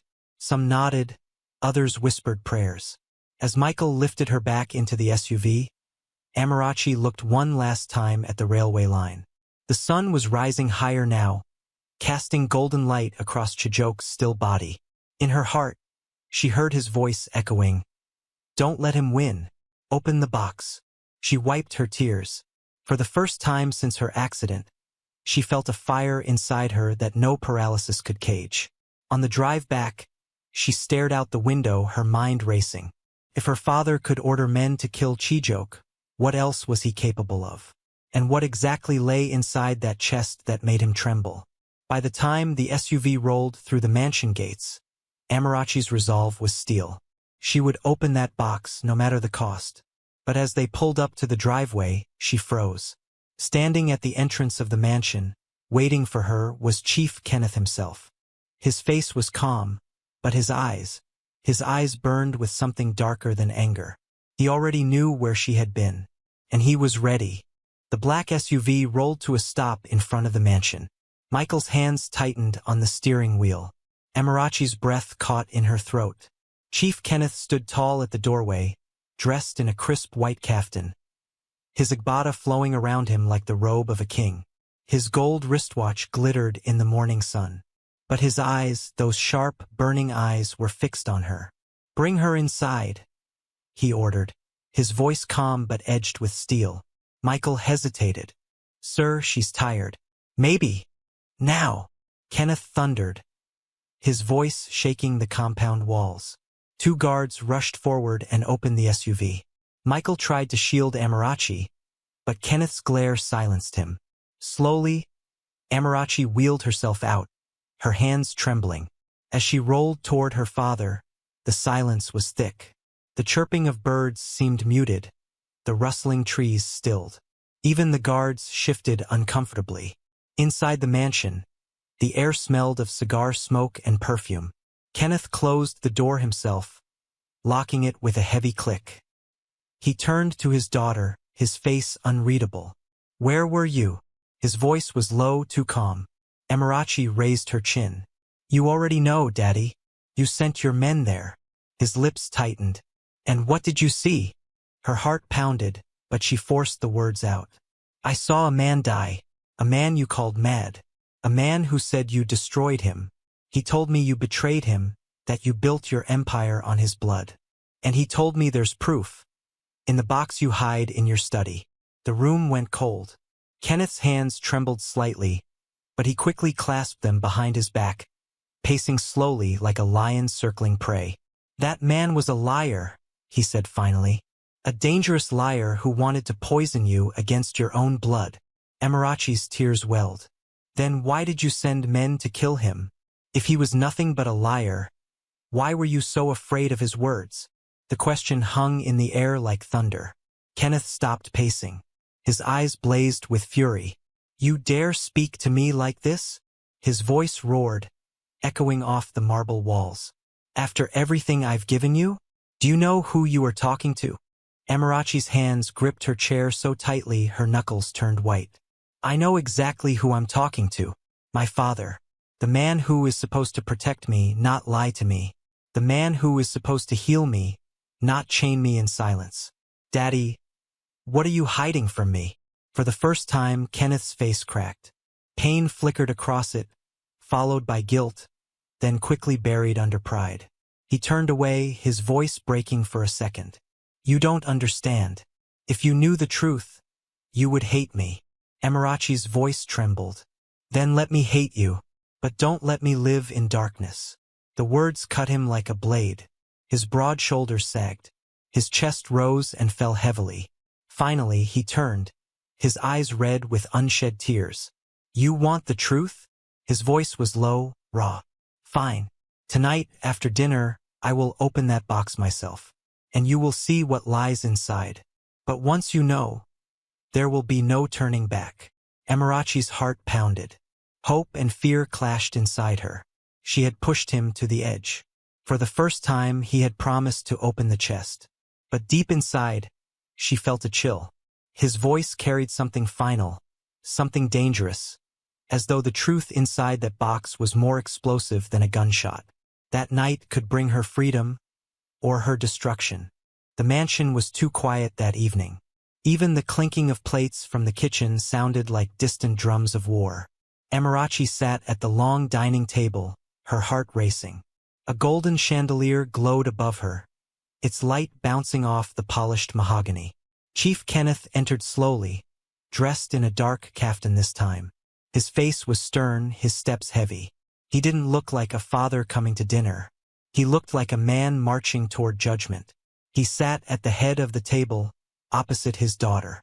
Between them, steaming plates of jollof rice and peppered chicken were placed, but neither touched the food.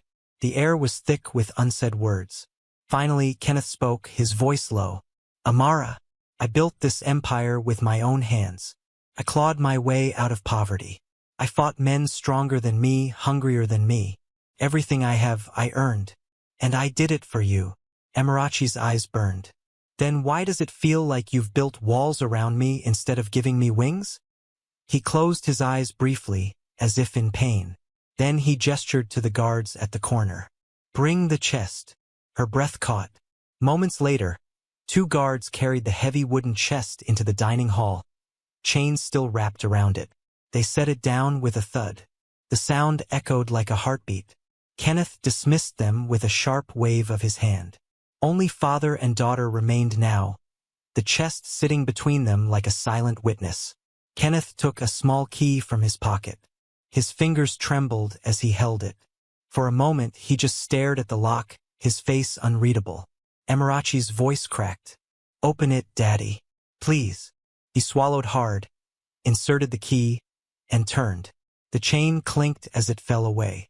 The lid creaked open slowly, the sound like a cry from the past. Inside lay stacks of old documents, faded photographs, and a bundle of letters tied with twine. The air smelled of dust and secrets. Amarachi leaned forward, her chest heaving. What is this? Kenneth's hand shook as he lifted a photograph.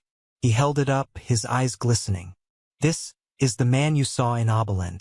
Chijoke Williams. Once my closest friend. My partner. The man I betrayed. Amarachi's lips parted in shock. So it's true. His voice broke. Yes, I stole from him. I ruined him. And I have lived with that guilt every single day. Her tears flowed freely. Why, Daddy? Why would you do that to him? Kenneth slammed the photo down, his voice rising. Because I was desperate. Because I swore you would never grow up in poverty like I did. He had the plans, the talent, but I had the connections. I took everything and I built an empire. And I told myself it was for you. Amarachi's sobs filled the room. You destroyed his life, and now mine too. Kenneth's eyes darkened. You think I don't know? You think I don't wake up every night hearing his voice? That accident that paralyzed you? He stopped suddenly, biting his lip, as if he'd said too much. Amarachi's breath caught. What about the accident? He turned away, his fists clenched. Not tonight. She slammed her hand on the table. Tell me, was it an accident? Or did you have a hand in it? The silence that followed was unbearable. Finally, Kenneth whispered, Some truths will destroy what little love you still have for me. Amarachi's chest tightened. Then let me hate you, but don't let me live a lie. His face twisted in agony. He reached for the bundle of letters inside the chest and slid them across the table toward her. Read these. Then you will know who your father really is. Her hands trembled as she reached for the letters. But before she could untie the twine, the sound of breaking glass shattered the moment. Both turned sharply.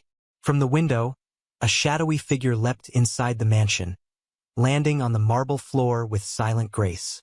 Amarachi gasped. Kenneth's face went pale. It was not one of his guards. It was a stranger, masked, cloaked, moving with deadly purpose. And in his hand gleamed a knife. The chandelier light flickered against the blade in the intruder's hand. His breathing was steady, his steps silent, like a predator in the night. Amarachi froze, her hands clutched around the bundle of letters.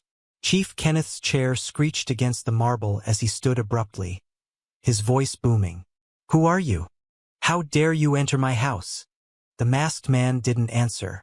He moved closer, the knife catching the light. Kenneth grabbed a chair and hurled it across the room, shouting, "Guards! Guards!" But no one came. The silence of the mansion was chilling. The intruder tilted his head slightly, and for the first time he spoke. His voice was low, rough. "No one is coming. They've been handled." Amarachi's blood ran cold. Her father's face turned ashen. "Who sent you?" The stranger pointed the knife at Kenneth. "You already know." Amarachi's hands shook as she wheeled backward, her voice trembling. "Please, don't hurt us." The man's eyes flicked toward her. "You are not the target." Then, like lightning, he lunged at Kenneth. Kenneth grabbed a bottle from the table and smashed it against the knife, deflecting the first blow. Shards scattered across the floor. He shouted, "Amara, go. Leave now." But she couldn't.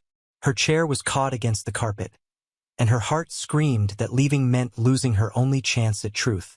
The intruder slashed again. Kenneth dodged, barely, his agbada tearing. The knife grazed his arm, blood staining the white fabric. He grunted in pain but fought back with his bare hands, grappling with the masked man. Amarachi shouted, "Stop! Please stop!" Her voice cracked, tears streaming down her cheeks. In the struggle, the chest toppled over, spilling papers, photographs, and documents across the floor. Letters flew like scattered secrets. Amarachi's eyes darted to one lying near her chair. She picked it up with trembling hands. It was addressed to Chijoke Williams. Her breath caught. She read the first line aloud through shaking lips. "Brother, forgive me, for I have done what no brother should ever do." Her heart pounded. "Brother!" She looked up at her father, horror spreading across her face. "Daddy, you and Chijoke?"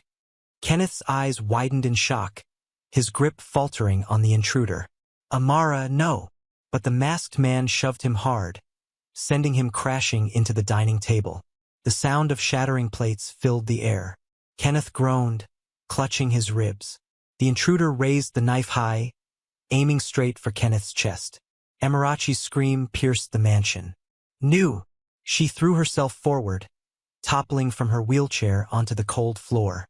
Crawling desperately, she grabbed the heavy lid of the chest and slammed it shut hard against the attacker's leg. The man cried out, stumbling, the knife clattering to the ground. Kenneth seized the moment. With a roar, he lunged, tackling the intruder to the floor. They rolled, fists flying, blood spilling, until finally the guards, roused at last, burst into the room. They pinned the masked man down, yanking off his hood. Gasps filled the air. It wasn't a stranger. It was one of Kenneth's own trusted men, his chief of security. Amarachi's eyes widened. Why would he attack you?" The man spat blood, his voice raw. "Because the lies of rich men cannot cover truth forever. You ruined lives, Chief. And now the same hands you fed are here to take from you." Kenneth staggered back, his chest heaving, his face pale. He looked at his daughter, who was still on the floor clutching the letter. Their eyes locked, hers demanding answers, his drowning in shame. She whispered through her tears, "Brother, tell me the truth. Was Chijoke your brother?" The room fell silent. Kenneth's lips trembled. His eyes glistened. Finally, he nodded once, slowly, painfully. "Yes, Chijoke was my younger brother." The words cracked the world in half.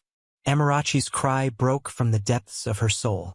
The madman who had danced in the streets, the man who had called her name, the man who had died at the railway line, was her uncle. The revelation hung in the air like smoke after a fire. Amarachi's tears soaked the letter in her hands. Her voice cracked, barely a whisper. "My uncle? All this time? The man you called mad? The man you destroyed? He was my own blood." Chief Kenneth staggered against the wall, clutching his side where blood seeped through his torn kaftan. His face was pale, his eyes hollow. "Yes, Amara. He was my younger brother. My only brother." The guards held the would-be assassin on the ground, But the man's bitter laugh filled the room. You see? Even your daughter knows now. You buried your own brother alive in the streets of Lagos. Money made you madder than him. Kenneth roared. Shut your mouth. He lunged forward, but Amarachi's trembling voice stopped him cold. No, Daddy. Don't silence him. You've silenced enough voices already. You will speak now. To me. Her words cut sharper than any knife. The great Chief Kenneth Johnson, the billionaire every Lagos newspaper praised, the man who ruled over men like a king, lowered his head before the broken girl in a wheelchair. His voice shook. It began when we were young. Chijoke and I had nothing but dreams. He was the brain, the architect, the creator. I was the one who could talk, who could find men with money. We made plans together. But when opportunity came, his voice cracked. I betrayed him. I stole his designs, his investors. I left him with nothing. And when he fought back, I used my influence to crush him. Contracts vanished. Loans disappeared. Even his family turned against him. I broke him until his mind shattered. Amarachi sobbed. You ruined him, your own brother. And you let me believe he was just a madman. Kenneth's tears finally fell. I told myself it was for you, Amara. That everything I did was to build a future for you. But the truth is, I was weak. I was greedy. And I destroyed my own blood to rise. The guards shifted uneasily. Even the house seemed to groan under the weight of his confession. Amarachi's voice trembled. And my accident? Tell me the truth. Was it truly an accident? Kenneth's face twisted in pain. He sank into a chair, burying his face in his hands. His voice was muffled but heavy. That night, you were never meant to be in that car. The brakes had been tampered with. It was meant for me. Amarachi's eyes widened. What? He lifted his head, his face broken. One of Chijoke's old allies. Someone who wanted revenge. They came for me, but you, my only child, you took the blow. And when I saw you in that hospital bed, lifeless from the waist down, I swore never to let the truth come out. I thought silence would protect you. But silence only chained us both. Amarachi's tears flowed freely, her body shaking. So I have lived paralyzed, carrying a wound that was never mine to carry. Kenneth reached for her, but she recoiled. Don't touch me. The words cut deeper than any blade. Kenneth froze, his hand hanging in the air. The assassin on the floor sneered, spitting blood. Justice has a way of finding even the richest men. You can't bury guilt forever, Chief. Your daughter is proof of that. Kenneth gestured for the guards to drag the man out. But before they left, Amarachi shouted, No, leave him. Let him speak. Because every voice you tried to silence must be heard now. The guards hesitated, then obeyed. The intruder slumped in the corner, his breath ragged, but his eyes still burned with fire. Amarachi turned back to her father, her voice trembling but steady. You killed your brother's dreams. You hid the truth. You let me suffer in silence. Daddy, do you realize the madness is not his, but yours? Kenneth broke into sobs, the sound shaking the walls. He sank to his knees in front of his daughter, his powerful frame crumbling. Amara, please, forgive me. I beg you. I am a broken man. The silence that followed was suffocating. Amarachi's hands clutched the letters tightly. She looked down at her father, her heart torn between love and hatred, blood and betrayal. Her lips trembled as she whispered, How can I forgive a man who destroyed his brother and crippled his daughter with lies? Kenneth bowed his head lower, his tears dripping onto the marble floor. And Amarachi knew the empire her father built was not made of gold, but of ashes. The mansion's grand dining hall was drowned in silence, broken only by Chief Kenneth's sobs. The once mighty billionaire was now on his knees, a man stripped bare by truth. Papers from the chest lay scattered like ghosts around them, whispering stories of betrayal. Amarachi's eyes burned with tears as she clutched the letters against her chest. She could hardly breathe. Her father's voice echoed in her ears. Chijoke was my brother. Your accident was meant for me. Her heart ached. Rage and pity wrestled inside her. At last, she spoke, her voice low but sharp. You built your empire on broken promises. You destroyed your own blood. You let me believe my suffering was fate, when it was born from your lies. Daddy, what do you want from me now? To sit here and pretend nothing has happened? Kenneth lifted his tear-streaked face. I want your forgiveness. I want you to understand that everything I did, every sin I committed, was to give you a life of comfort. Amarachi's voice cracked. Comfort without truth is no life. Do you think my soul eats money, Daddy? Do you think my legs can be healed by marble floors and chandeliers? He bowed his head lower, shame radiating from him. From the corner, the wounded assassin spat bitterly. Forgiveness? Ha! What he deserves is to be dragged through the streets of Lagos, so the world can see the truth behind the billionaire's smile. Kenneth's guards moved to silence him, but Amarachi raised her trembling hand. No, let him speak. His words sting because they are true. She turned to her father again, her voice steadier now, though her tears did not stop. If you truly want forgiveness, then the truth must not stay in these walls. The world must know who Chijok was, and what you did. Kenneth's body stiffened. His eyes widened in panic. No, Amara, you don't understand. If this truth comes out, our family name will be destroyed. Everything I have built will crumble. The press, the board, the government, they will eat us alive. Amarachi leaned forward in her chair, her voice sharp as steel. Then let it crumble, because what you built was never ours to keep. Kenneth staggered back as though struck. His hands shook violently. You would betray your own father? Amarachi's voice broke, her tears spilling harder. You betrayed yourself long before I ever could. The weight of her words crushed him. He collapsed into a chair, his head buried in his hands. For a long moment, silence wrapped the room again. Amarachi stared at the letters in her lap. The ink was faded, but the pain was fresh. These words, her uncle's words, were the last fragments of a man the world had mocked as mad. Her hands shook as she whispered, I will not let his memory die in the dust of Oberland. The world will know who Chijok Williams was. The world will know what you did. Kenneth's head shot up, his eyes wild. If you do this, you will destroy me. Amarachi's voice trembled but held firm. No, Daddy. The truth will destroy the mask you wear. Not you. At that moment, thunder rumbled outside. Rain began to pour against the windows, heavy and relentless, as if the heavens themselves had joined in judgment.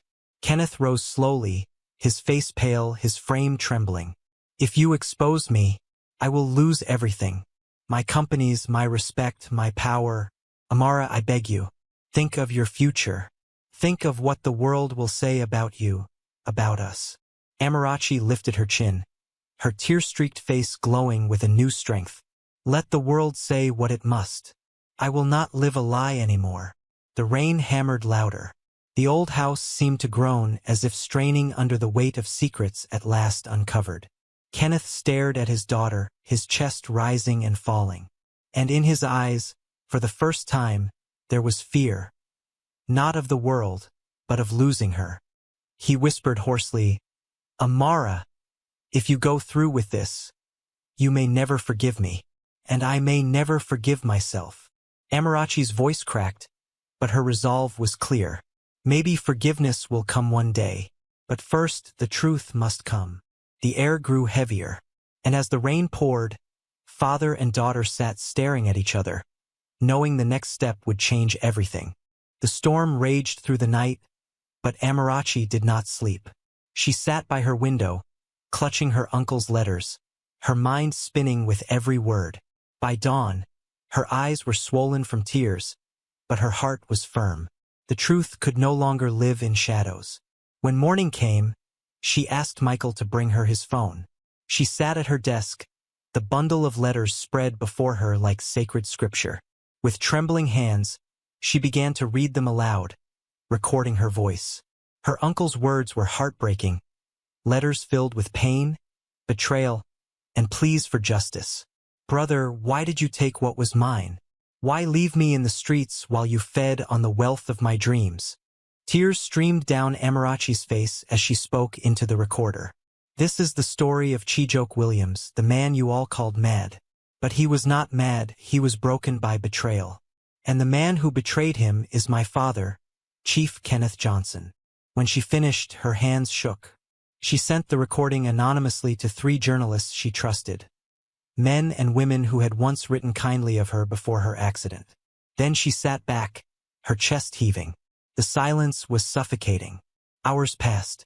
Then, just before noon, Michael rushed into her room, his face pale. "Madam, it has begun." He held up his phone. Headlines blazed across the screen. Billionaire Chief Kenneth Johnson accused of betraying brother, causing his madness. Paralyzed daughter exposes father's darkest secret. The madman of Oberland was no madman after all.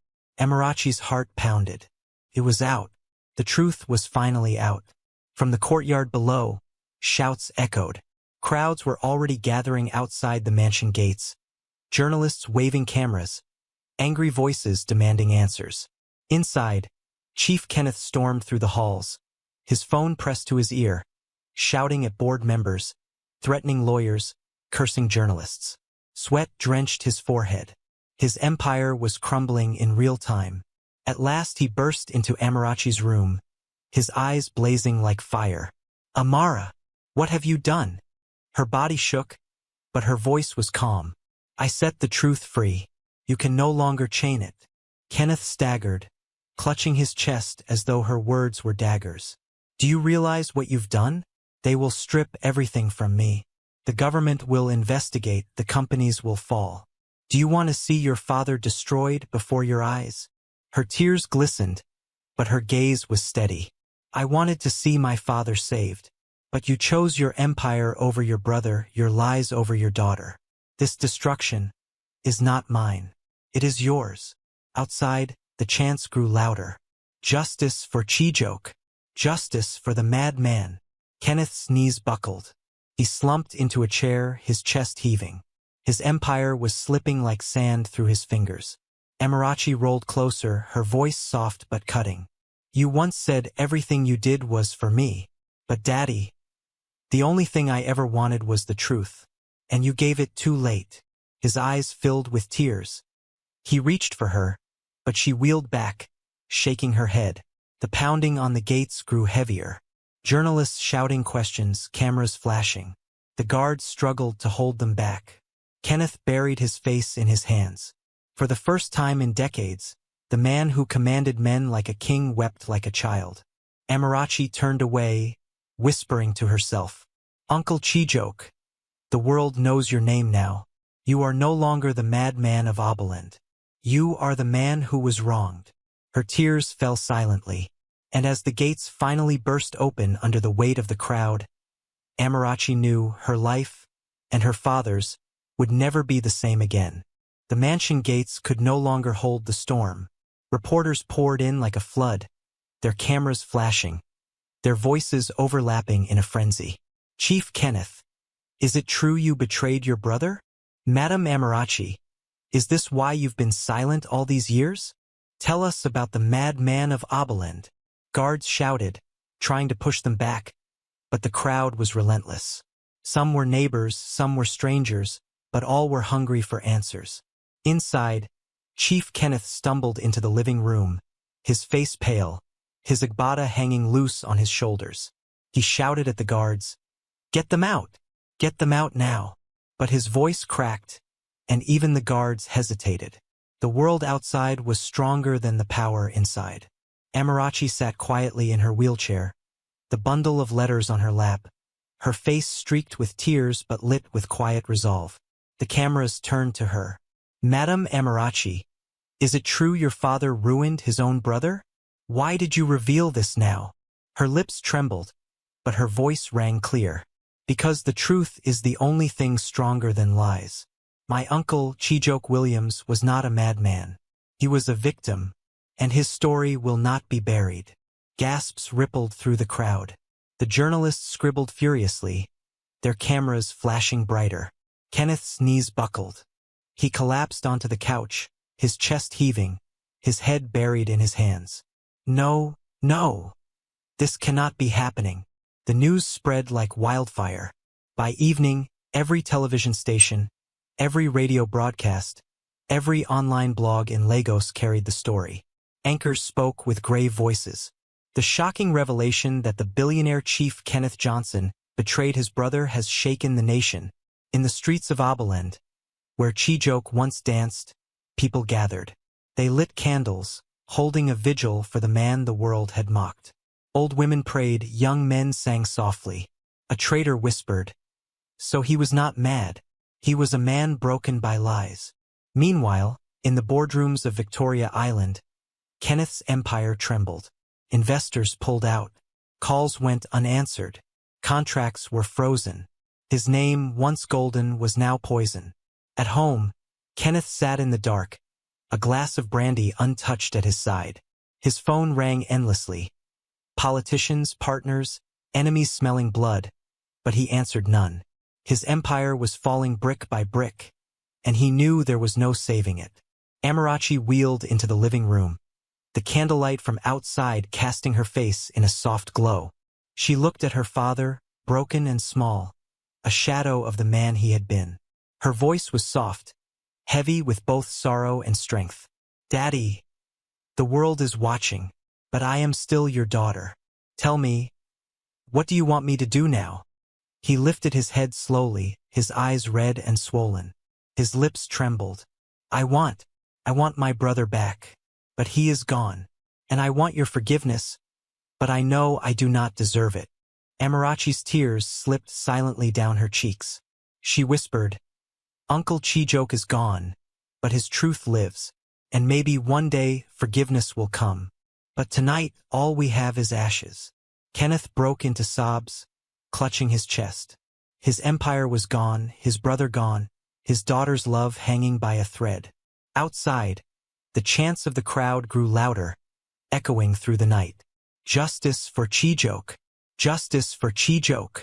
And Amarachi knew the story was no longer theirs to control. It now belonged to the world. Days turned into weeks. Lagos could not stop talking. Newspapers splashed Kenneth's downfall across their front pages. Empire of Lies. One headline read, From billionaire to betrayer, screamed another. The Johnson mansion, once a palace of pride, now stood like a fortress under siege. Guards left. Friends vanished. Politicians who once bowed at Kenneth's feet now whispered his name like a curse. And yet, in the very streets where Chijioke once danced in rags, people gathered every evening. They sang the lullaby he hummed, their voices trembling with sorrow. They called him not madman anymore, but the broken brother. His story became a warning, a parable whispered in markets and bus stops alike. Amarachi sat by her window, her hands resting on her lap. Her body remained paralyzed, but her spirit had found a strange strength. She whispered to herself, Uncle, the world remembers you now. You are no longer lost. Her father sat alone in the study, the chest still open on the floor, papers strewn about like skeletons of his past. His eyes were hollow. Every so often, he whispered Chijioke's name, as if trying to call back a ghost. One evening, Amarachi wheeled herself into the garden.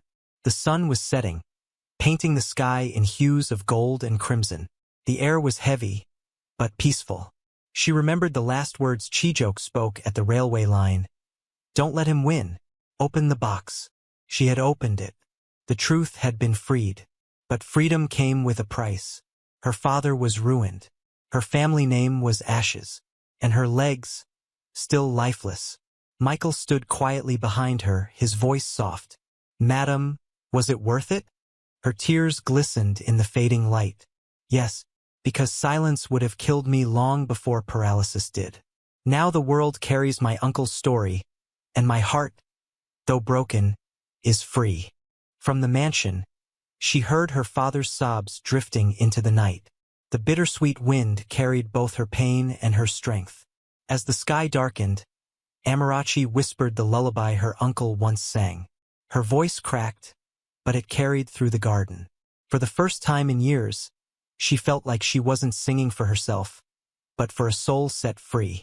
And somewhere, in the rustling trees and the quiet air, she could almost hear him dancing again. Wild, free, no longer mad, but whole. The story of the madman and the billionaire's daughter had ended. But the lesson would live on forever. Truth may break families, but lies will bury them.